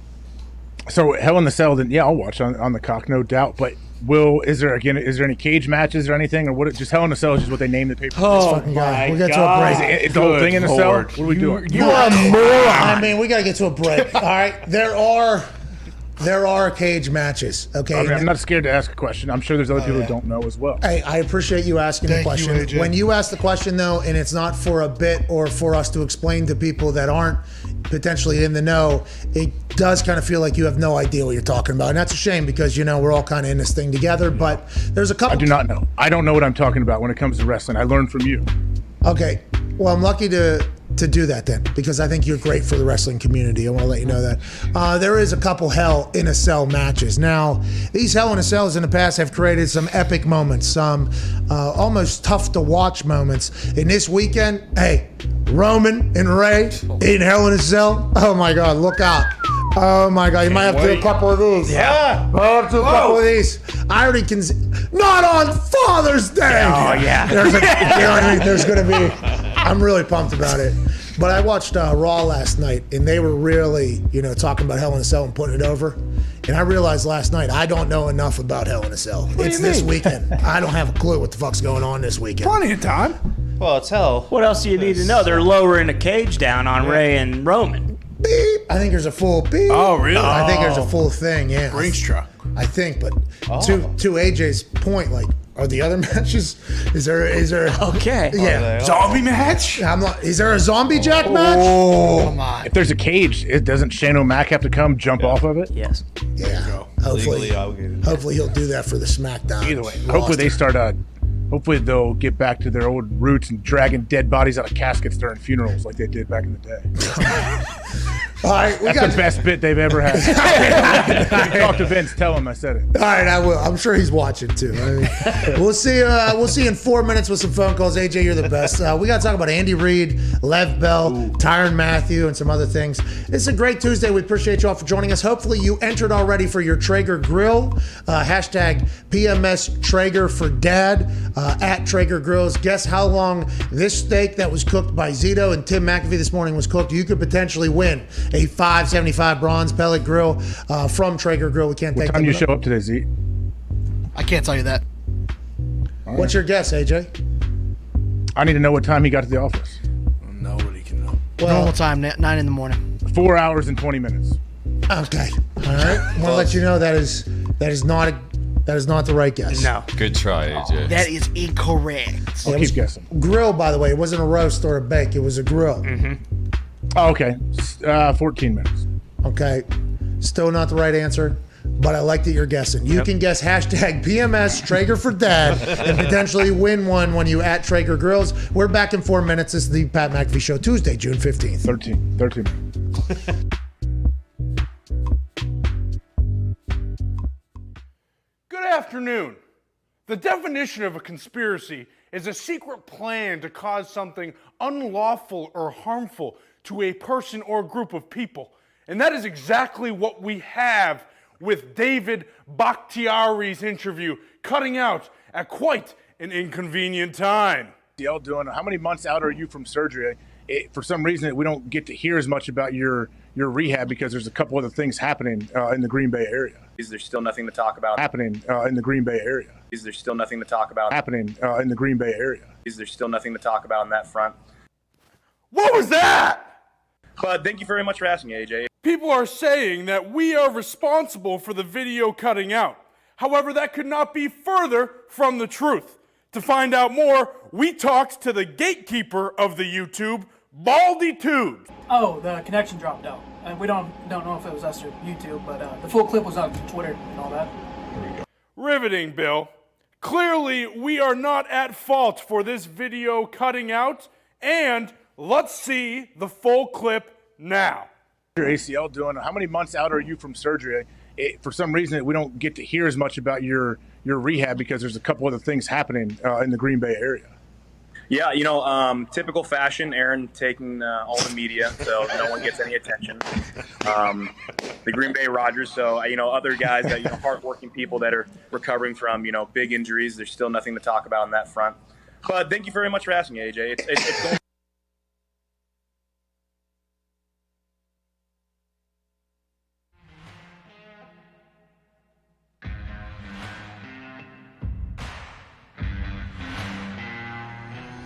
He walks all the way up. Oh! Sleep! Holy Sleep! shit. This is not the one that I saw. Oh, good. Oh, my God. Can we go back to the beginning, please? Listen, go back to the beginning. This guy, pause.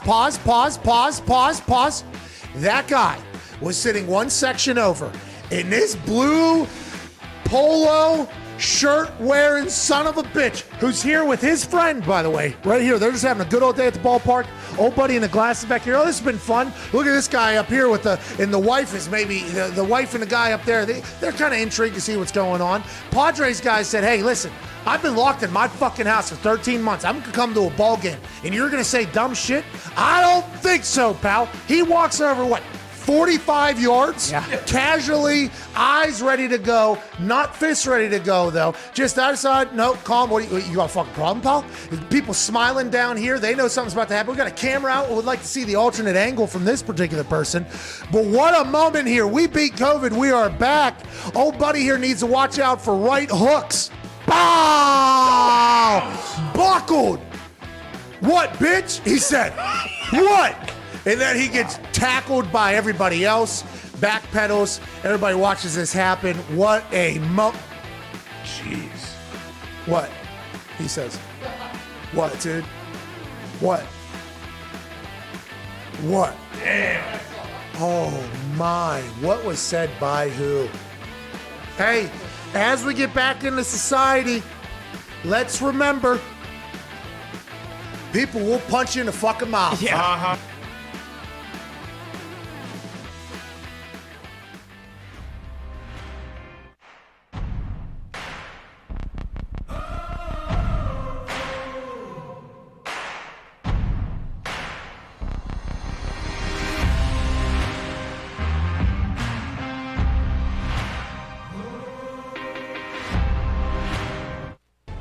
This is the Pat McAfee Show on Sirius XM Mad Dog Sports Radio. We thank you for taking the time to seek out this small regional show that streams internationally. Here's Pat and the boys.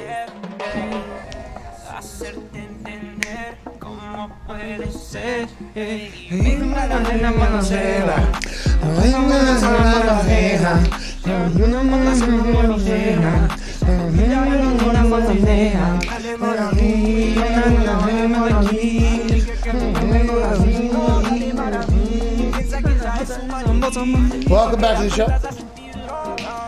The song's called Mannequin by Marty Vicks. What does mannequin mean, Zito? I don't know. Okay. Mannequin. Okay, so we're talking about something you throw clothes on, Donner? Potentially. All right. I think morning. You think mannequin's good morning? Maybe. Maybe, huh? I just don't think so. AJ, what do you think? AJ, what do you think, I mannequin? think Connor's probably right. It's probably good morning. Oh, so it's like, hey, we had a good night. Guess what? Buenos dias. Little eggs and bacon cheese. It's an international show, dude. Speak Spanish, speak German. Going to be talking to James Jones here in a little bit. French. That's right. How do you French. spell that, Manicky? Maniqui. Means mannequin. Oh, mannequin. Dames. Holy shit, Tony. Tony. I shouldn't have rolled you. I shouldn't have rolled you out. So what are they potentially? Jake, you hit the music over here, please. Look like a mannequin. Maybe it's people that aren't dancing. Oh, get up. Get on the You floor. look like a mannequin. You look like a fucking mannequin. And don't be a fucking mannequin. And put the wigs on and clothes on. And he don't be fucking. All right, that makes sense. Welcome back to the show. Just trying to help people learn stuff. Figure out the song. Don't know if you ever walk through a mall in a Spanish-speaking country. Hell yeah. Just try, oh, mannequin. Mannequin. They're going to be like, oh, yeah, sí. And you go, yeah. Ciao. AJ, a couple things real quick on the day that is in sports. Obviously, Carson Wentz says he sees something special brewing with this Colts team. I think he was talking on the field, off the field, in the locker room, his relationship he's already having. This was reported by Mike Florio's in Pro Football Talk. I assume he did an interview and this quote was pulled by Mike Florio because he saw it as an important fact. I agree, by the way. Every video that's coming out of the Indianapolis Colts, it looks like Carson Wentz is fitting in just fine. And mentally, if Carson Wentz is all the way back, physically, if he's all the way back, and Frank Reich is alongside of him, Carson Wentz might win the fucking MVP this year. Here we go. AJ, What is he? Go ahead. Okay, what does he see special that he didn't see in Philly, I guess? Well, that's the immediate judgment from the sports media. Offensive line. Well, not only that, he's talking about, I think, friends and he was talking about the atmosphere and everything like that. So the immediate sports media world is, so what doesn't Philly have that the Colts do have? And that's like kind of how it all works out. Well, isn't that what they always talk? I mean, every guy that we've had from the Colts, they talk about the culture and how like guys who don't really fit into the culture kind of just fade out from being there. I mean, I think it is like the perfect spot for him. He said he wanted to come here. He came here and he's probably like, oh, wow, this is better than I even imagined. Chris Ballard has built an incredible culture there, an incredible environment. I think if you had Julio Jones there, it would be certainly wouldn't hurt. I think he would have fit right in. But hey, you got to do what you got to do, Chris. Do what you got to do. I mean, he's in the AFC South, so you're going to have to see him. But that defense is good. Colts defense is legendary. Joining us right now is a man who has been an insider for the actual insiders. man who's a former Packer, friend of Aaron Rodgers, and a man who has been breaking a lot of news in this entire Aaron Rodgers Green Bay Packers situation, so much so that Pro Football Talk's Mike Florio, who we were just talking about, said maybe this guy should be the mediator between the Packers and Aaron Rodgers. Smart. I don't know if that's going to happen or not, but ladies and gentlemen, joining us now, James Jones. Yeah! How are you, man? What's going on, fellas? How you doing? AJ, what's good, man? What's up, James? I see you making the headlines all over the place, man. I'm proud of you. Hey, man, I'm just trying to be like you two up there, man. Big time. You and Pat got it going, man. I'm just trying to be like y'all. That's it. James, listen, I know you're a good guy, and I appreciate you complimenting us, but that is not true at all. Let's talk about some of the things, though, you've been making headlines for. Whenever you get asked about Aaron Rodgers, which is going to happen, you won a Super Bowl with him, you and him had a great relationship on the field, off the field, you're kind of put in the same position that AJ's been put in every single day. How hard is it balancing what you know, what you can say, what you can't say, and when you get asked, how often do you have to come up with new answers? Because I assume this has been on repeat here for the last couple of weeks. Yeah, it's very hard because, I mean, and as both of you guys know, being in the locker room, man, it's the bro code. You know what I mean? You don't never give up too much, you know what I mean? But you try to, enlighten the fans and enlighten the people out there, in on the situation. So that's what I try to do. I mean, I talk to Aaron a lot. So does AJ. Talk to him a lot. But, a lot of them conversations is private. You can't bring all that stuff to the TV. You know what I'm saying? But that's why out of all those conversations, everybody's like, man, what do you think's going to happen? From talking to him, I do believe it's fixable just because of the conversations that we have. And that's why I come on TV and say the things that I say. Before AJ, who has a question, I know that, I would like to say that you and AJ both seem to be one of the only people that are like, hey, this is fixable. This is something that you both think is going to be fixable. Did you read the Pro Football Talk article, blog from Mike Florio that was like, maybe the Packers reach out to James Jones, and James Jones is Wedding Crashers. Let's put our swords down. Yeah. Have you thought of that? Has that been a conversation? And what do you think potentially it's going to take to make this whole thing come back around? I didn't read the article, but I've got a lot of calls, and everybody's been reaching out to me the Packers? On that situation, man. A couple of guys over there, man, on that situation. But I do believe if they call me, I'm telling you right now, on the Pat McAfee Show, if they call me and Aaron Rodgers' relationship, I do believe that I could get this thing right. Whoa! Oh, get him in there! Put it on the ticker! What do you got, AJ? Hey, Aaron Rodgers is my dog. AJ is my dog. Pat, you my dog. But listen, I feel like if I sat down in this room with the GM and Aaron, I'll get this thing done. Aaron Rodgers will be under center throwing some balls. All right, AJ, good luck. Hey, what do they need to say to you, James?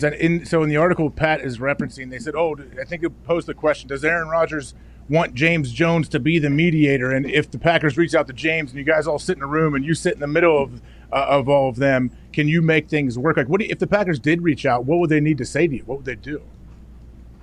Well, say to me, I mean, hey, book me a ticket and I'm there, AJ. That's all they got to say to me. No, but hey, I mean, I haven't talked to Aaron Rodgers like, hey, man, let's get in the room. Let's go to Green Bay. Let's meet with – I haven't talked to him about that. The Packers have not reached out to me like, hey, man, we want you in on this whole situation. I'm just saying the relationship that I have with 12, the way me and 12 have been working for the last 10 years, I just feel like I have a great relationship with him that, man, we can sit down, man, and iron out whatever needs to be ironed out and get him back in that Packer uniform in that locker room, man. I'm confident about that, with my relationship with 12, that we can get that going, man. And you know how I was in the locker room, AJ. Talk to everybody. I was crazy in the locker room. If the joke's on you, the joke's on you, man. I always kept it real, try to keep it real still to this day, man. So I think that I could come in there, man, and get this thing fixed, man, Hey, wouldn't that be awesome, by the way? I mean, they'd build a statue of you. Oh, yeah. You get a statue in Green Bay. These fans, I mean, every other day it's a new report from somebody who has a credible, job title or anything like that saying, he's not going to be a Green Bay Packer. He's not going to be a Green Bay Packer. I don't think anybody truly knows what the hell this outcome's going to be, but it's great to hear that you talking to Aaron, being one of Aaron's friends, and AJ as well, who's one of this can get ironed out. I wonder if Packers fans, Ty, did you guys give up hope maybe until this just happened right here? James says, hey, listen, at 89 Jones NTAF, never think about failure. I'm very optimistic. You get us in a room, there will be no failure. There'll be a success story of Aaron Rodgers being a Packer for 5 more years. Is that what you're thinking? I mean, I had been kind of slipping towards the, hey, he's gone. But, you hear it from a guy like James. That's all I want to hear. I'll take that to the bank. Hey, you hear that? The front office, get him in the building. Let him mediate and get 12's ass under center for next year. Make him fly you private, too, James. Don't be taking any commercial flight in there. Don't just say just a ticket. You want one of them planes that they flew out to meet Aaron on 3 different times, allegedly, that whole thing. AJ, you see how big time Pat got? He can't fly coach no more. He got to fly private. He doesn't know what it's like. Yeah, he forgets what it's like to fly commercial. Yeah, well, maybe. Definitely I forget what it's like to fly coach commercial. That ain't happening, okay? I kicked too many balls against the side of a house for too long to do that with these knees. But if you're bringing Aaron back to the Packers, I think they should fly you on one of those Ursay 727 jets. This is something that seems, when Mark Murphy comes out and says, he's a complicated fella, I think we all understand, okay, maybe the situation is complicated, but do you ever feel why is Mark Murphy saying this? Do you ever think that? Why are you saying this publicly, or do you think he's forced to say this type of shit? You know what? I think just, where we at right now in the whole situation with Aaron Rodgers, man, any little thing you say, everybody's blowing it up and saying, oh, shoot, Mark Murphy hates him or Mark is crazy. Hey, me and AJ know Mark Murphy personally, man. Mark is a great dude. Mark always reaches out to the former players that play for the Packers. I mean, he still reaches out to my wife, calls my family, all that good stuff, man. So when I heard Mark say that, man, Mark's trying to crack some jokes up there, have a little humor and all that. I don't read nothing into that with Mark, And then with me, my main focus is how can we get him back in the building, period. I'm not looking at all this small talk stuff that people are saying. How can we get 12 back in the building, under center, happy, ready to go, compete, and try to win some Super Bowls, period. Go ahead, Ty. James, I think it was a quote from you after the Mark Murphy saying he's complicated, and you said something along the lines of he's only complicated if you don't really have a relationship with him, so they need to build that relationship. Do you think that's even possible at this point after all the stuff we've heard, and is that maybe one of the reasons why you think you need to be there as a mediator to help things, because we're kind of so far past that point?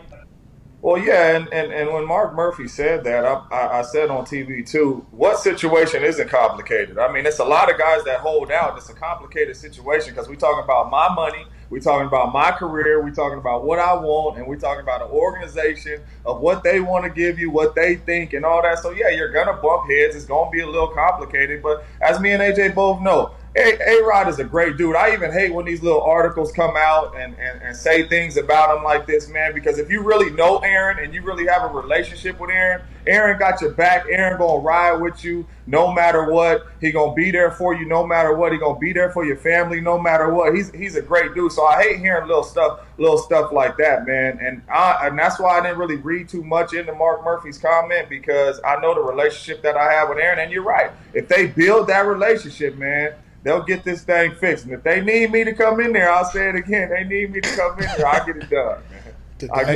I believe you. I believe that you could get it done. But is there any one person that you think you could zero in? Is it Mark Murphy? Is it Goody? I know Russ Ball is there. People don't talk a lot about Russ Ball in this situation. Is there one person that Aaron needs to mend the relationship more than another? Yeah, for me, man, I think it would have to be Goody. I think it would have to be Goody, man. I think the relationship with Goody is the one that really needs to be ironed out, really needs to be fixed. I'm not sure on how his relationship is with Coach LaFleur and Mark Murphy, but I'm assuming that relationship is good. But hey, the GM of the football team, he calls a lot of the shots, AJ. We all know that. You know what I mean? So I think that's the first guy you need to start with. So if Goody need me to come out there and sit down and meet with him, get this thing started off on the right foot, man. And, you know, everybody walking out of the room with smiles on their face, ready to go win some championships, you know, just let me know. Hey, need a glue guy, by the way. Happy to hear that not only were you incredible in the field, you're also incredible in the locker room. That is a necessity for every great team. But the thought of you saying Goody or whatever, because in that Kenny Mayne last Sports Center conversation, he said, you know, I love my teammates. I love my coaches. I love the fans. You know, so none of us really knew who he left out there because management, or is it front office? Is it, you know, corp? Like, who is it? The fact you think it's Goody, I think that is also pretty eye-opening for all of us as well, because Andrew Brandt said the GM job for the Green Bay Packers is the most powerful general manager job in the NFL, because you just got to go to a board and they're like, yeah, do whatever you got to do, basically. Is that why? You think because Goody has made all these decisions potentially, or does it go before Goody as well? Yeah, I just think, you know, all the years that I played there, any situation that happened like this, Ted Thompson always dealt with it. You know what I mean? Rest in peace, Ted Thompson. But Ted Thompson was the guy who dealt with these situations. Yeah, you have your coaches. Yeah, you have your teammates. Yeah, you have Mark Murphy, the president, and all that. But, you know, at the end of the day, Ted Thompson is the one that deals with these situations. And that's why I say I feel like it needs to start with Goody. However it has to start, you know, whatever you have to do. And that's why I said on TV the other day, Goody, whatever you have to do. Hey, swallow your pride. You know, 12-2. I don't know what's going on. Hey, put the pride aside. Let's fix out what we can fix what we got to fix, and let's go get this thing done so we can compete and win some championships for the next 3, 4, 5 years, however many years Aaron Rodgers is in the field. Hey, you're the best. Love watching you on TV. Love following along at 89 Jones NTAF. You're the best, dude. We appreciate you. Not a problem, man. Thanks for having me. Good to see you, AJ, brother. All right, you too, James. Keep killing it on TV, man. Ladies and gentlemen, James Jones. Yeah, James! Woo! See? You see? You see? How about that? You see What's that? up? What do I see? Hey, you did ask good questions, by the way, though. You asked a deeper question, by the way, that got us to a deeper answer that I wouldn't have asked or known to ask, so I do appreciate you doing that. But it feels like he's locked in, huh? Old James? James feels like he's pretty dialed in. He said, bring us in. Let's go ahead and put our swords aside. Let's do this. Hey, it's not that bad of an idea. If it comes to that, let's do it, man. Bring him in. They need to do, maybe they do an entire, like, you know, bring in a speaker. You know what I mean? Couple shows, you know what I mean? Like, kind of experience life together a little bit. Weekend. Hey, let's go. Yeah, let's have a little bit of a weekend. Yeah, that's where they can have the trust fall. Yes. Project Adventure. James Jones maybe leads that. Yeah. All right. I mean, gotta catch each other. God damn it. Pick him up, dude. That's a trust fall. He's trusting you to catch him. Come on. You're catching him. Oh, you're gonna let him fall just like you did in the middle of the season last year when he cut his best friend. What if that's what they had to do? There's hundreds of millions of dollars on the line. Yeah. It might be what they need to do. Maybe. Whatever works. Yeah. AJ, anything to say to the SiriusXM listeners before Chris Mad Dog Russo and Mad Dog Unleashed comes on and is a much better show than ours? Well, I was just thinking, hopefully they don't come in, they work everything out, they iron it all out, things are good to go, and Aaron comes down and some stooge like towed his car accidentally from Lambeau parking lot, and then all of a sudden deal's off. I'm out of here. I'm not playing. Who towed my fucking car? We don't even know. Oh, okay. Yeah, I'm out of here. See you guys. Just something like that, you know? His name's spelled wrong. Oh my God. Chris Mad Dog Russo, Mad Dog Unleashed on the other side of the 6-minute break. Have a great Tuesday. Nailed it. Fucking just right on. I mean, right on the exact second. Right on the screws. Got it. Has anybody got the guess for the stakes yet? One person is 1 second off. So people will have until midnight tonight to get their answer in. Yeah. If not, we will give it to closest to. Oh, wow. Yeah. Mr. Second. Mr. 1 second off guy. Hey, we do see that you went with a different costume today, Gump. Yeah. Did you get bullied into this, or did you feel like there was somebody in Ohio that potentially pressured you into dressing much differently than yesterday? Very neutral color. Looking back at the tape, when he said it, I knew. You know, Yeah. he was correct. AJ, what a fucking moment in our show. Yeah, I had nightmares. What a moment. Zito. Nightmares about what? Traumatized. What do you mean about what, dude? Shitting me? About what? Back from the grave, dude. Sometimes, Bro, just read the room one time. What the hell? Zeke grew up didn't you grow up in Chicago, Zeke? Yeah, I have family members AJ. What's wrong with you, Hawk? Bro, this is why he had to get. Thoughts and prayers to your family members. Thank I you, hope means they're a lot. well. About time.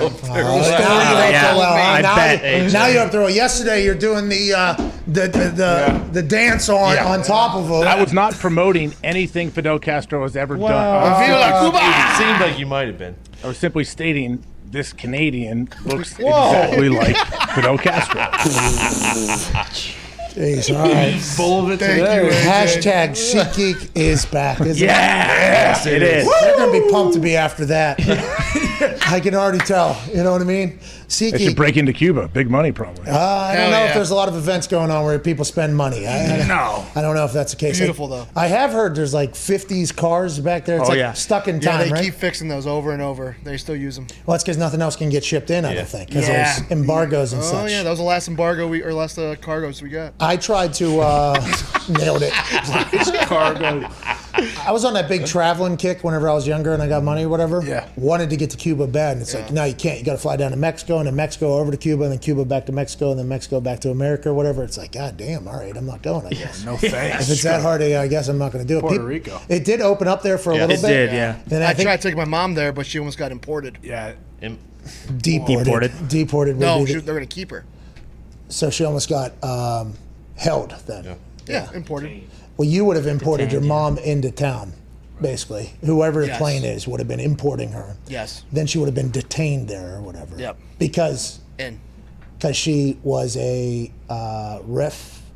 I believe that's the word. refugee from Cuba, right? Yeah, she left. Fled. Fled.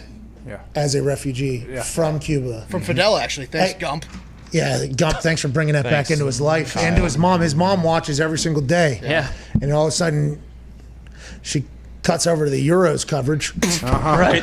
And then, Turned the TV off yesterday. Bro, Castro's here.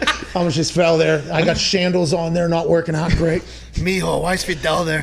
What is Mijo, by the way? Son.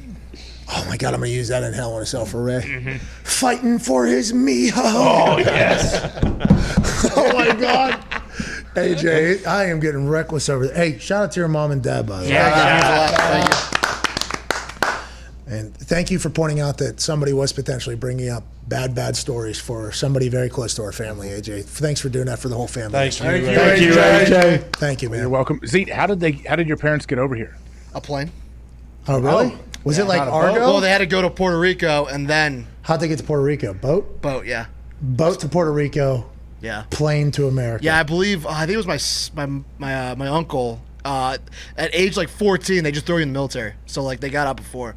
He had to like actually go in the military. Oh, okay. Because they basically once you hit that birthday, they fucking just throw you in the military. Hey, you're going to go fight for this guy. Yeah. And your family's just never going to see you again. Exactly. Yeah, for like 5 years. Or Good something. luck. And that's crazy. Yeah. What is there? Some gas shortage too? And there's a bunch of Yeah, it's like a long line. Like food, I guess. Like you have to go on certain days, like that, and sometimes they don't even have food there. And then gas is like every other day, and then you might not even get gas that day. So is he a dictator? Yeah. Yes, yeah. He's a dictator. He passed away, He's- but his yeah. brother is, I think, in charge now. His brother is? I believe so. I don't know much about it, but yeah.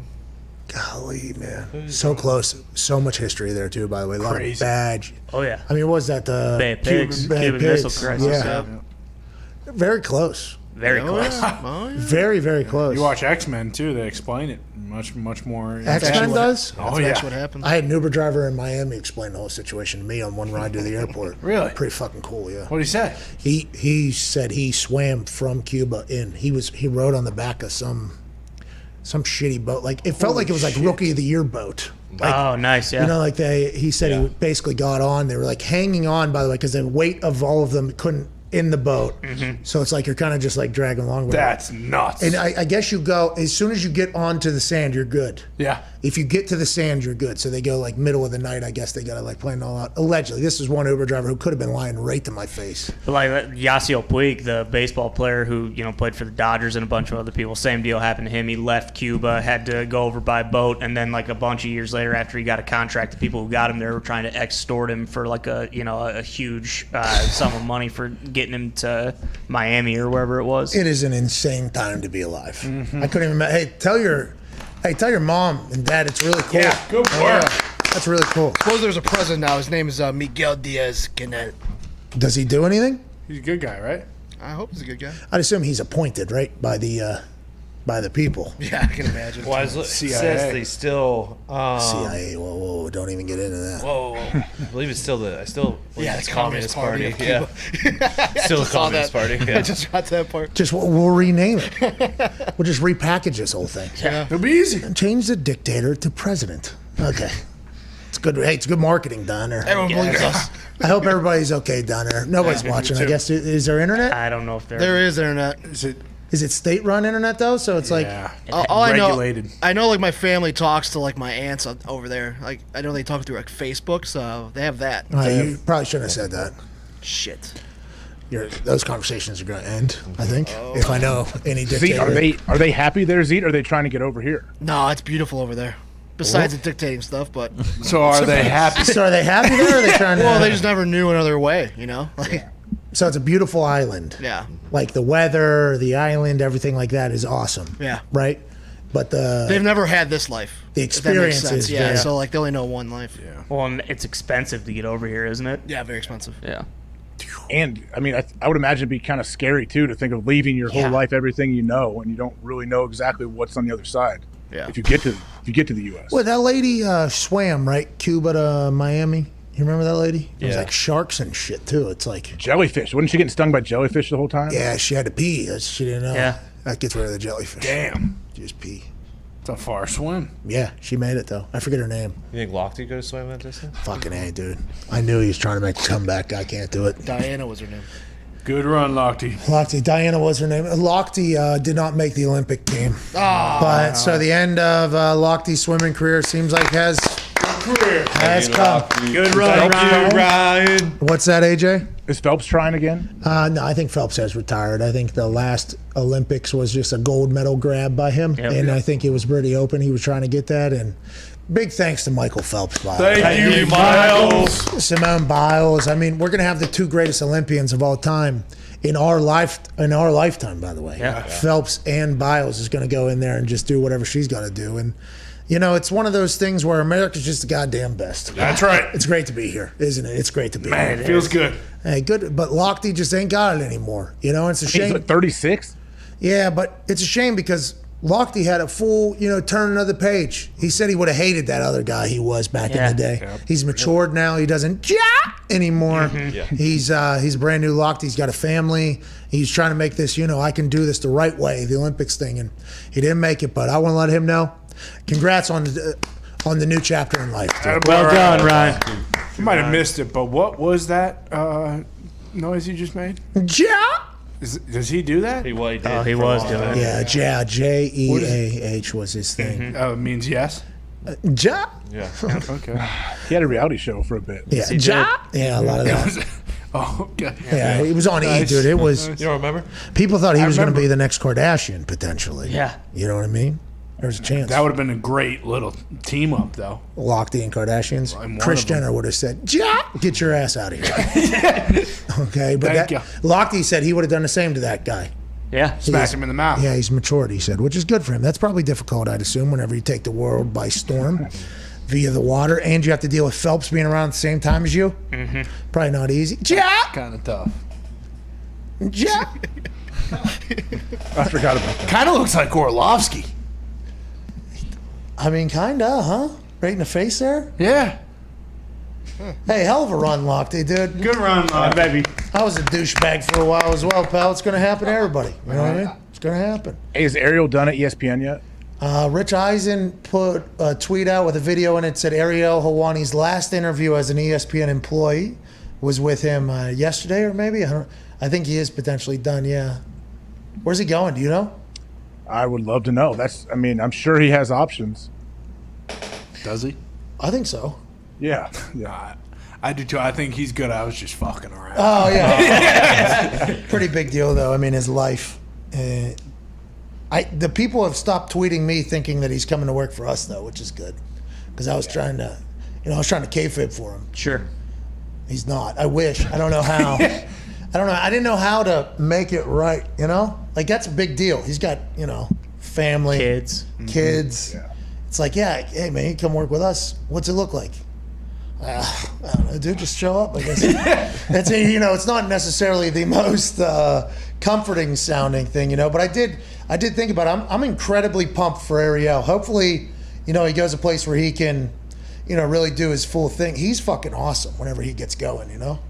Yeah, I wonder where he goes because he was doing sidelines for NBA games for ESPN, which is a big deal. He's a big NBA guy. Yeah, but they wouldn't cut to him ever, right? I mean, that was kind of my problem. I was watching games. No, he wasn't like an analyst, was he? I thought he was just doing like the halftime interviews or after the game. Yeah, sideline. The quarter interviews. Yeah, but I was watching those because he was on, and I didn't hear him one time, and I heard somebody that wasn't a good talker talking. I'm like, why is Helwani not on the mic right now? Let's get this guy going.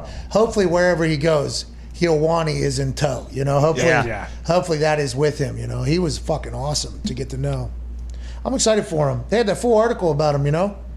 I didn't see that, but no, where was it? You did see it. It was about how there's like a change, you know, and he's like kind of at the front of it. ESPN is going to have to keep up with the digital money that could potentially happen for people if they were to go do their own thing, and how much you pay, who pays what, who goes where. I think it was a New York Post article. I think it was a Post article. That sounds right. I think it was Mushnick? No, it was not fucking Phil Mushnick. Stooge. Phil Mushnick thought our show would be off the air by now, didn't he? Yeah, without question. Yeah, hey, so where could Ariel go? Like, what options are there for Ariel? So he's obviously a big MMA guy. Where else? He could go alone. You know, he could do his own thing, have his own show. I think he is talented enough. Which he used to I think he was kind of solo back in the day, his own website, and then he was with like Vox. He was doing different stuff. Which would be quite a bet on yourself, by the way. Yeah. Which I would, you know, that would be a huge bet on himself. I think he could do it if he wanted to. I think I asked him a couple times if he was going to do that. He didn't give me much information, you know, as he shouldn't have, especially. It's not that big. It's his business, not ours. We'll all learn at some point. But, you know, there's a chance he could go Barstool. I mean, he could go to Barstool. I mean, he could go there. Meadowlark. He could go to Meadowlark. Bellator? Maybe. He could probably be the voice of... I don't know if he's going to go to Bellator. He doesn't do like play-by-play. I'm sure he could. But but I don't think, because UFC is like the one. Yeah. You know, Could work with Dana directly. Yeah, maybe him and Dana put their swords aside and he went and worked with UFC, because UFC has a content game now. I mean, there's a lot of options for Ariel, and I assume he knew that. Right? Yeah, for sure. I assume. I hope he did. Yeah. And I hope he got broken off. He does good work, that guy. Yeah. He's fucking insufferable. Do you think he has it like nailed down on exactly what he's doing and where he's going? I think so. Right? I don't know. I don't know. Have to. I don't know either. I would think so. It's just weird because like he's not like Fox. It's not that. I can't think of it like big network like that he would move to, because they don't have MMA. They have wrestling, obviously. He does that. Yeah, big network is an interesting, you know, because here we are on the, you know, precipice of a new day. Mm-hmm. Yeah. It wouldn't make sense. And if it wasn't for Meadowlark, obviously none of this would be happening on the internet. No, but I'm saying like. They say that in the article? Is that what? Yeah, there's a lot of articles, that say that type of stuff. And it's not Dan or Skipper or Mike or anybody over there. It's just the articles that are written. But it is a new world now. And I think Ariel will continue to flourish if he's not. Even more so if he is just a digital guy. Well, and if he wanted to stay at a big network, he would have just taken the 85% pay cut and just stayed at ESPN. What was it? He did say something publicly, right? Didn't he say? I think so. I forget what the percentage was. I thought it was like 65. No, 61% was Kenny Mayne. Yeah. I don't remember what Ariel's was. It was reported, though, at some point. But fairly sizable. I'm excited to see where it is. When's it going to happen? Do you know anything? Have you followed along with this? When's the announcement coming? I have no idea where he's going. That's why I was wondering if you knew if he nailed it down yet. 10%. Yeah, give him the Shannon Sharp. 10%. Give him the Shannon Sharp. What it's being reported as. How much? 10%. After already taking 5.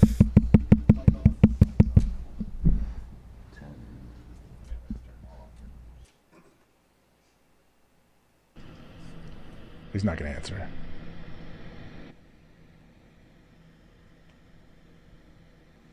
Oh, he did answer. Okay. All mics are off in here. Really? What's he saying, Zeke? Can you relay? Here we go. Okay, so we are live right now, all right? Is that cool? Will you say yes? It's a thumbs up. Okay. I don't know. Only I can see that. I don't want to get into he got his mouth. He just did this thing. He just did this thing. This guy's doing this thing.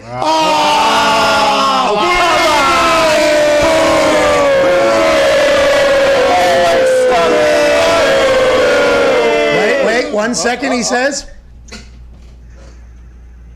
Iowane's up to something.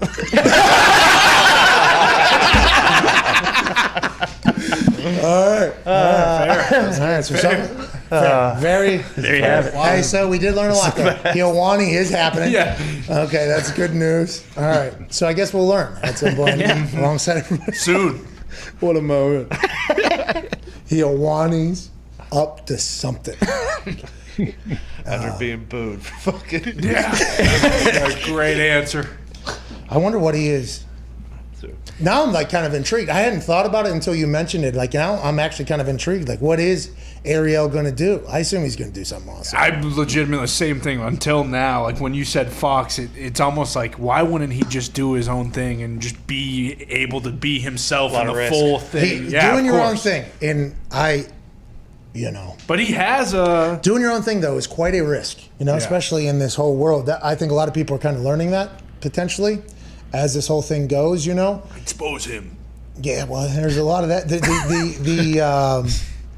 Does it stink that he's? I think he could do it though. Yeah, I think Ariel has the work ethic, the personality. There's other people. He has relationships with a lot of fighters, like Conor. I think he went over to Ireland to interview Conor in that pay-per-view deal. And Nate Diaz actually came out and said, "Where's Ariel?" Yeah. At this thing. So it's like I think he has great. I think he could. I think it's going to take, but I don't know if he is. Wherever he goes, he'll dominate. Does he have a community on YouTube? He does, right? Doesn't he have like a... The ESPN MMA, though. So it's not his. Yeah, oh, okay. So he's going to have to restart. Yeah. I think. I forgot if him and Chael or him and Cormier had one that was separate. It's like all his RSS feeds, all his podcast feeds. Like I assume ESPN's going to keep all those. You got to rebuild all of those. For sure. Damn. And it sounds... And he won't be able to keep doing that. He has a podcast with DC. He can't do that anymore because DC's still at ESPN. Employed by ESPN, right? Yeah. With how quick these UFC events are, though, at least he can like hit the ground running, kind of whatever he is going to do. It's not like if he was an NFL guy where something like this happens, then you have to wait 4 months before you have anything to talk about. I would like to make this declaration one time, and I don't want to have to say it again. Ariel is going to be successful no matter what he does, but fuck him. Don't tell him that. Don't tell him that. Nobody tell him. No one tell him. No one tell him. No one tell him. No one tell him what we just said because he is incredibly talented. SeatGeek is back, and we couldn't be happier. Yeah. Hockey and basketball playoffs are heating up. Baseball is in full swing despite their sticky situation. Pretty good. Hey, there's an update, right? Jet had an update. What is the update? I haven't read the memo, but they are saying that if guys get caught using it, they're going to get suspended 10 games with pay, I believe. They are ruining the game. 10 days. Okay. 10 days. You cannot wear sunscreen in roof stadiums. You cannot wear sunscreen after dark. sense. Okay, so baseball's back and the drama's there, which is what we love about the MLB. Concerts are all the way back, and a full NFL season is right around the corner with 31 of 32 teams saying we're packing these places out. Hell yeah! The one team, obviously, the Indianapolis Colts, do not have the okay from local authorities to have a full stadium months from now. They're the only ones in the NFL, but everywhere else, 100% capacity. Let's move these tickets. Hey, let's go live a little bit. Hell yeah! We've been yelling in our living rooms. Yeah. Our bedrooms. Whoa. Our hallways. What? Our front porches. What? Our back porches. What? Just our house in general. What? Now we get a chance to do that amongst our friends, amongst the fans, amongst everybody else who's been pent up inside, experiencing events from a way that we haven't experienced in the past. Not a single soul in a stadium. Professional athletes performing for nobody live. Now, since the world has beat COVID with the lowest ticket prices in the history of ticket prices, your friends at SeatGeek, we can fill those stadiums again. We can smoke dope with randoms at concerts again. We can go to WWE events and say, hey, Roman Reigns, you're the greatest of all time, dude. We get to live. And that's what it's all about with our friends at SeatGeek. You're alive, but are you living? Go live a little with our friends at SeatGeek. And right now, whenever you go to the SeatGeek app or SeatGeek.com, use promo code McAfee, you get $20 off your first order. Wow. Father's Day is right around the corner. Maybe get them tickets to a ball game. Ooh, there we go. Maybe a concert. Who's their favorite band? Maybe get them in a WWE building. You know what I mean? Hey, let's go ahead and live a little now that we beat COVID with our friends at SeatGeek. Very easy. They rank every ticket on their app versus every other ticket that's near that on the internet. Green means good, red means bad. Almost every single report of every single event that has happened since COVID has been beaten here in the last couple weeks. SeatGeek has the lowest price ticket because they do an entire scour and comp with everybody else. Go live a little bit with our friends at SeatGeek. Use code McAfee for $20 off your first order when you go to SeatGeek.com or download the app. There's a link in the bio at youtube.com/The Pat McAfee Show. Shout out to SeatGeek. Thank you, SeatGeek. They should do a giveaway. You go to a game with the Dudleys or Stacy Keebler, a bunch of those people. That'd be sweet. What? So when Steve Austin was telling us about how many beers he drank in one night, he talks about a USO trip they went on, and he goes, one time we were over in USO or whatever, Stacy Keebler and Dudley. And that's Diggs' Stone Cold Steve Austin impersonation comes strictly from that particular That was quote. just lines. 127 beers, he said. One night. That's a lot of beers. Animal. It wasn't just him. It was, I think, the entire. What are we doing here? Yeah. Bang. Keebler and the Dudley. Sending a couple out for the Dudleys. Let's go to Wick in Idaho. What's going on, Wick? Hey boys, how you doing? Hey, just hanging out. Wick, love Idaho. Hey, not only just potatoes out there, great views. Am I wrong? You are wrong. Boise State, I was told was beautiful. I was told looks beautiful. Yeah, I was told. No, it's amazing. It's beautiful. It's beautiful. Oh, you're just trying not to Beautiful tell too place. many people so it doesn't come Wyoming or Montana where everybody starts moving there. Smart. Yeah. Now you see what I'm doing. Yeah, smart, Wick. What do you want to talk about? Okay, well, I got a challenge for you. You're a college athlete, pro football player, Hall of Fame punter, college athlete, pro baseball player, pro wrestler. Bingo. No chance in hell AJ's paying you $20 million. What the fuck, Wick? Okay. What You're right. You're right, because he has no chance. Oh, is that funny? But I think I can hit a baseball off a tee further than you. And I'm Joe Blow, didn't play ball after high school.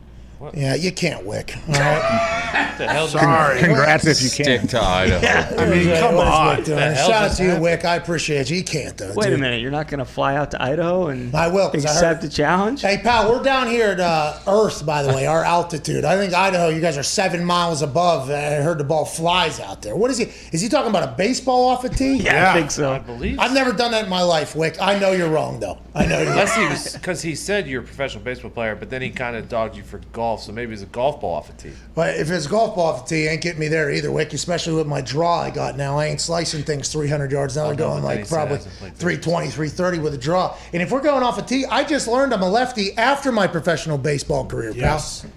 That's what you get for letting a guy named Wick on the show. Could have been John. Could have been John. Wouldn't have been John. John ain't calling this show, pal. I don't know if John uses the phone, actually. Yeah, John just kills people. Yeah. It's kind of a sad life.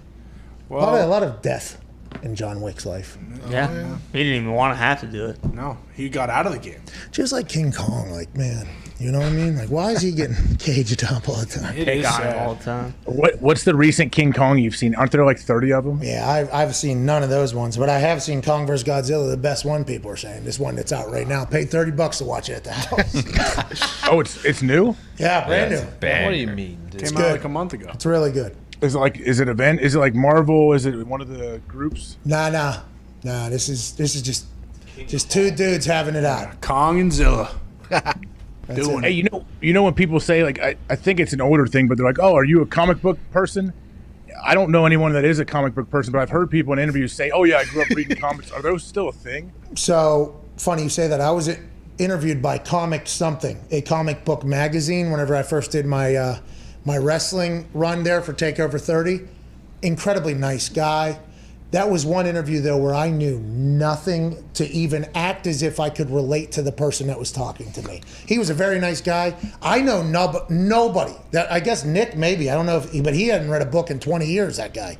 I don't know anybody. What's considered a comic? I don't know what's considered a comic book. What's a picture book? Like what? I don't even know. You know. Yeah, is it all just the movies now? Is that what it is? Or I'm pretty sure they still make comic books. There's People still comic still read books. them? Oh, yeah. Yeah, Oh, definitely. Really? What new they do, stories? like, yeah. New stories? stores? Oh yeah, new comics come out. I think there's a day you go to the store to get the new comics there. Are they all? No, you don't. Are they all superheroes? What did you just? I was in Hoboken one time, and I talked to a guy named Eddie at a diner. Oh, Eddie from Hoboken? Yeah, Eddie from Hoboken. Okay. Yeah. He's big comic book fan. Yes.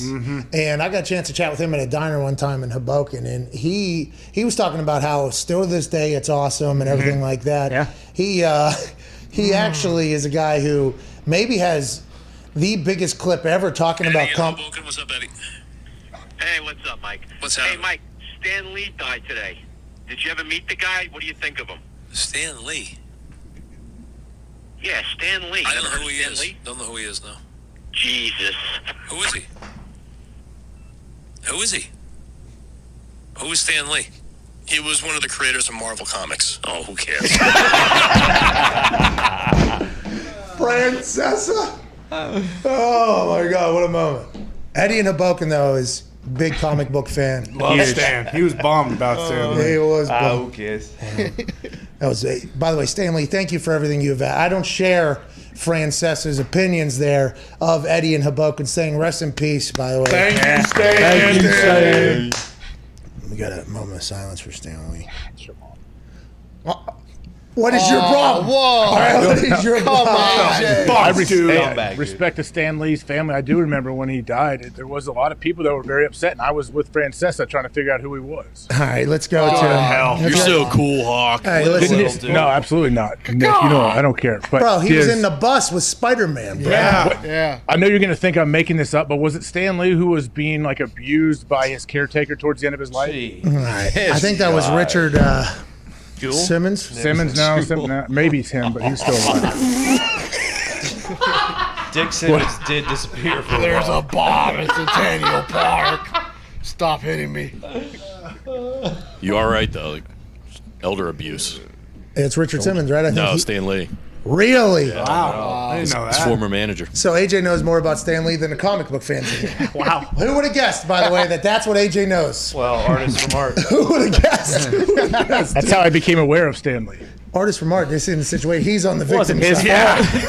Diggs, Jesus. I'm on the That's why you victim get side. blocked. Let's go to Mitch in Detroit. Hey, by the way, look out. I don't have a lot of older folks around me in my life. Haven't for a long time. Look out for the older folks, you know? Take care of them. There's a lot of... Stop laughing at elder abuse, Diggs. I wasn't, dude. I feel terrible when I see an elderly walking by themselves. I always stop and help. No, never in your life have you stopped. All the time. Never, not once All have the you. time. Every time that I saw my grandparents, I would stop and help them. Oh, your grandparents. Very nice of you to do that. That's a good Italian thing to do, by the way. Let's go to Mitch in Detroit. What's going on, Mitch? Hey, guys. How's it going? Better than... Never mind. What do you want to talk about, man? No. So I called last week. I had 3 questions. You buckled me with that cicada statement, so I only got to ask one because I just panicked and forgot the other 2. First one. Mitch. How's it going, dude? Great to have you back. I'm happy you made it back. I have 3 questions. Don't you think that's a little bit of an aggressive way to start a conversation with somebody you've never met before? Don't you think? Like, hey, you know what? Don't worry about these first 2. The third one's going to be a fucking home run. You don't ever think about that, maybe? Or is the first one good, or do you need all 3 things? Is that kind of the goal here? Well, it was a shout out to your CFO, Phil, was the first one. The other 2 were kind of paired together, but I just panicked. Okay, I got you. Hey, it's going to happen. I'm happy you called back, by the way. Shout out to CFO Phil, by the way. Thank you, Phil. Guys going to be running a marathon soon, I think. Really? Wow. Good luck, Phil. Yeah, It's going to look death in the face again. Hey, right in the face. Gonna stare it down. Say, hey, you know what? Had people all over the goddamn country tracking me during this marathon, and when I disappeared on the app, everybody thought I was potentially dead. Turns out he was dead. Yes. They had to bring him back to life. Now he's jumping right back into the game. Conquer your fears, Phil. I like that. Good luck, well done, Phil. All right, anyways, what do you want to say, Mitch? Why are you sucking up the fucking CFO Phil, by the way? What was that about? He helped me kind of deliver a gift to you guys, so he helped me out with that. Well, what was it? It's a set of coasters. Oh, yeah. Yeah, it sounds like CFO Phil took those for his family. CFO Phil delivered those to his house. He'll get them out to us, though. Mitch, shout out to you, dude. What do you want to talk about? So last one was about the line in Detroit. This one is, if Stafford doesn't succeed with McVay in L.A., do you think that his career is kind of over at that point? I think so, Mitch. I think that's a good call there. I think if Matthew Stafford fails, which he won't with the Los Angeles Rams, but if he does, I'd assume the Rams would I guess because they traded for so much, they'll run that thing for a couple of years. But I think he's going to win. I think he's going to have success. Evan, your thoughts on Matthew Stafford potentially failing with the Rams? I haven't even thought about that. Yeah, that's why I said yesterday I'm more nervous for Rams games than potentially Lions games this year because I have a lot of stock in Stafford. I think he's very, very good, and I've been vocal about it. And I want him to succeed so bad, and if he doesn't, it's going to really suck. If he doesn't, he's Andy Dalton.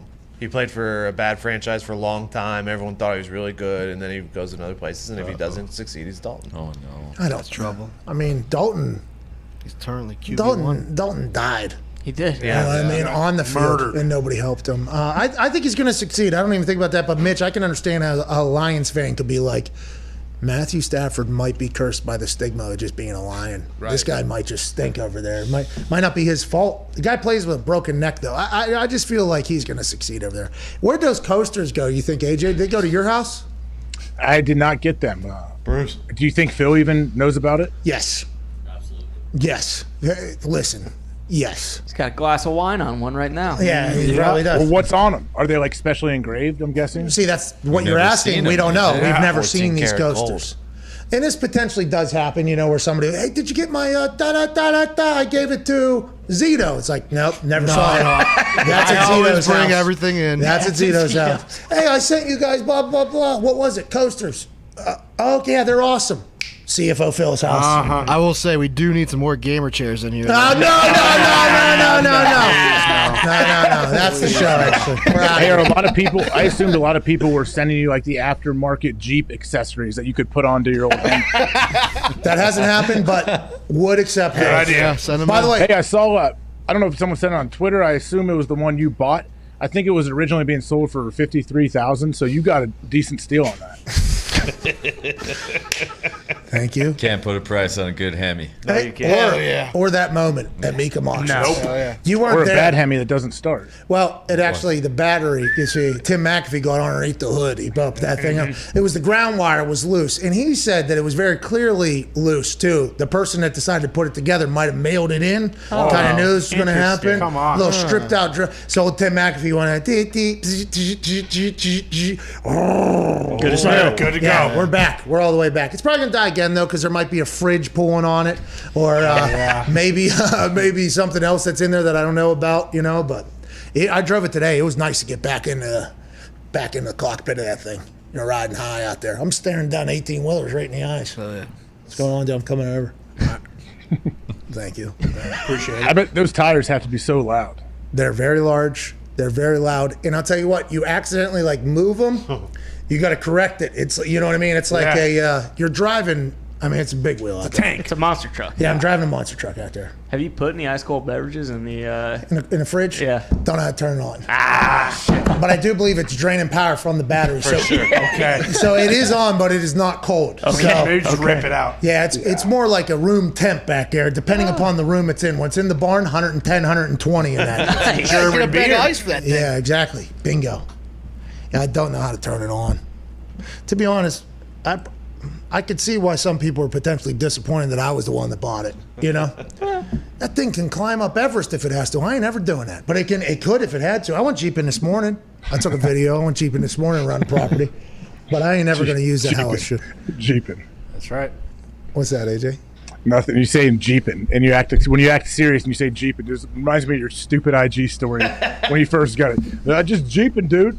driving through it looked like just probably 10 feet away from your house, just driving through grass, and you say jeeping.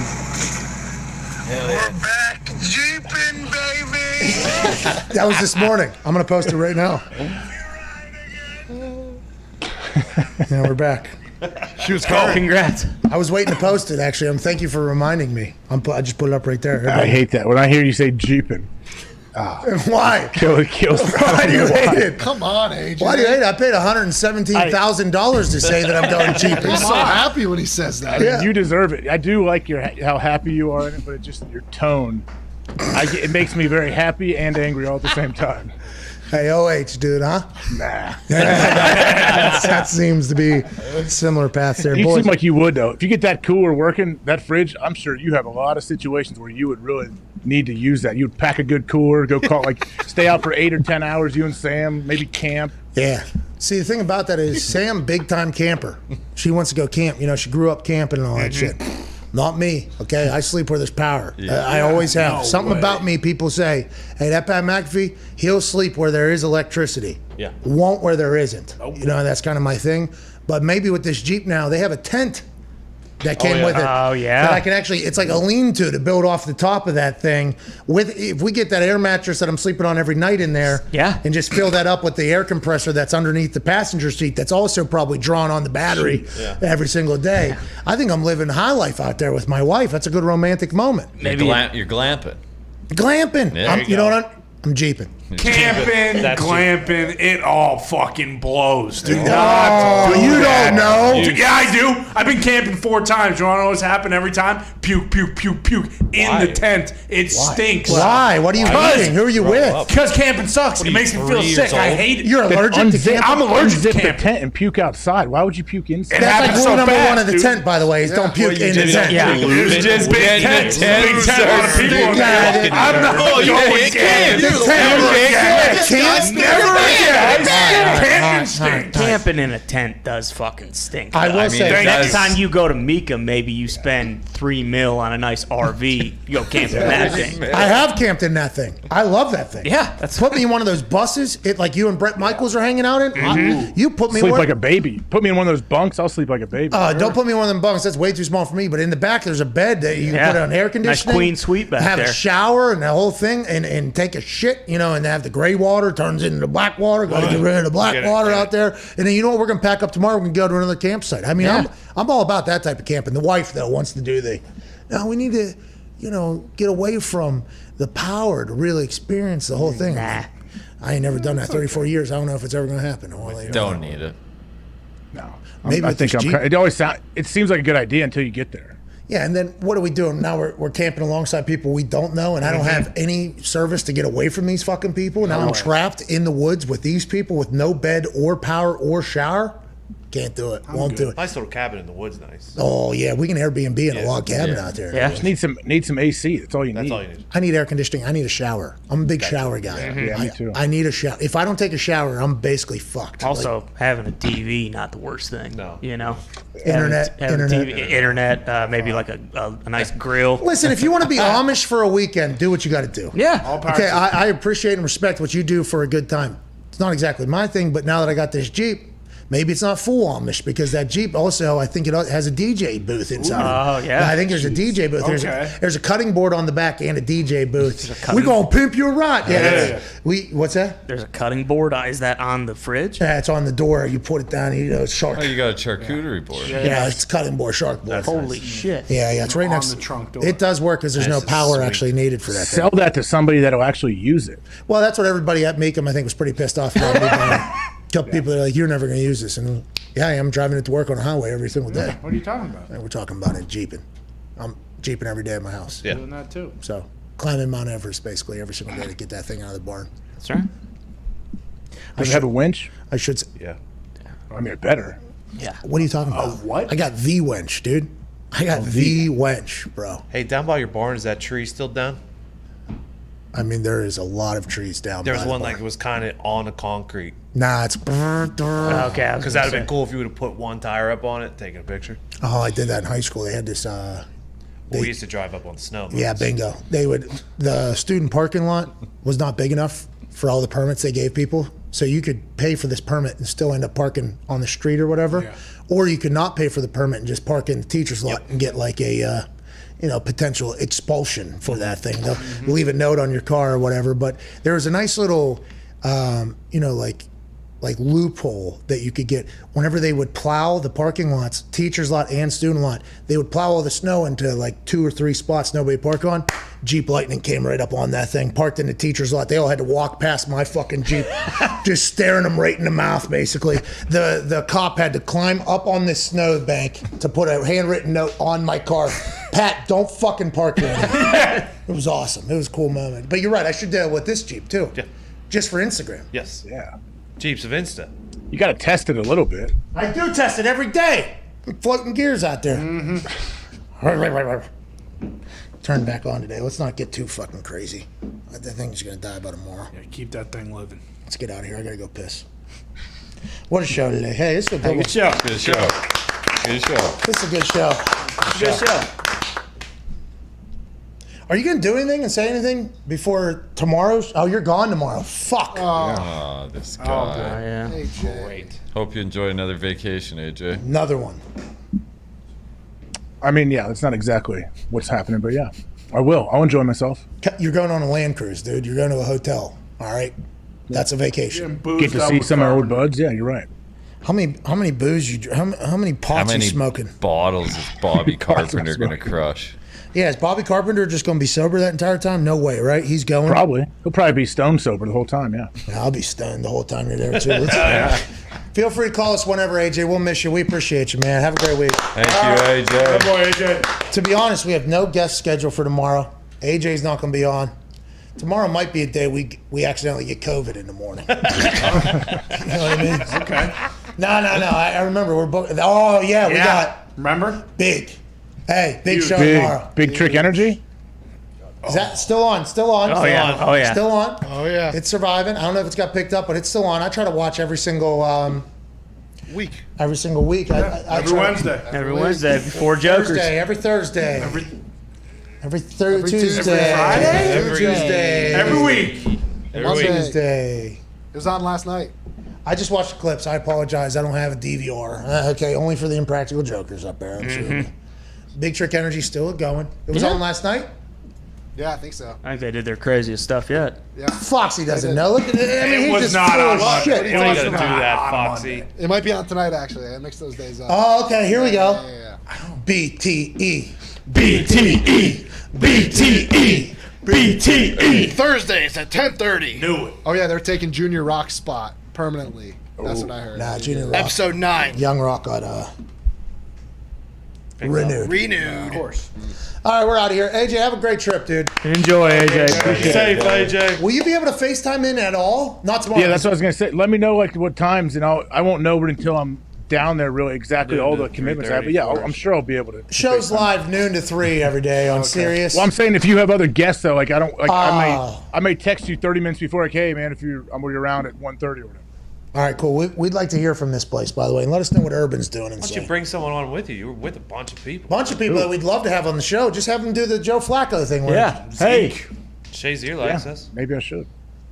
All right. Shazier did like us. Does he still? Hey, if you're on Shazier, put him on. See if he still likes us. Yeah. I'm sure he does. We love Shazier. He's the best. Good guy. Maybe the biggest pop I've ever heard. That place exploded. Maybe the biggest pop I've ever heard. That was awesome. He's awesome. He's awesome. You should have seen when he came on the cruise. They played this video at the deal, and then he walked up to stage like when he was first starting walking. Like you talk about like an emotional moment for a whole theater full of people. It was crazy. That's pretty much the same. But Yinzers were drunk and just losing their mind in a theater that was fire marshal hazard from front to back, basically. Oh, yeah. Adding sit-down chairs into a theater in spots where Yeah. where hallways In like the walkways and stuff. that place. Looking out from the stage, I was like, if anybody had to go pee right now, they could not. Okay, nobody can get around to anybody right now, but it was awesome. It was a billion degrees in the upstairs, too. We have to get back on the road. We got to. Foxy hasn't reminded me. Wow. This guy stinks! If I reminded you from that day until now, I wouldn't be sitting in this chair because you'd say, Foxy, get the hell out of my life. Whoa. Foxy's been working on other things, but Foxy will remind me at some point to set up a live tour, which is already about halfway done. All right, we're about halfway done. We just got to kind of finish it off. But a lot of people are saying, since you didn't remind us, or didn't remind me and have me do it, a lot of people are saying, Foxy, this guy stinks! So does the show. AJ, have a good one. We'll see everybody tomorrow.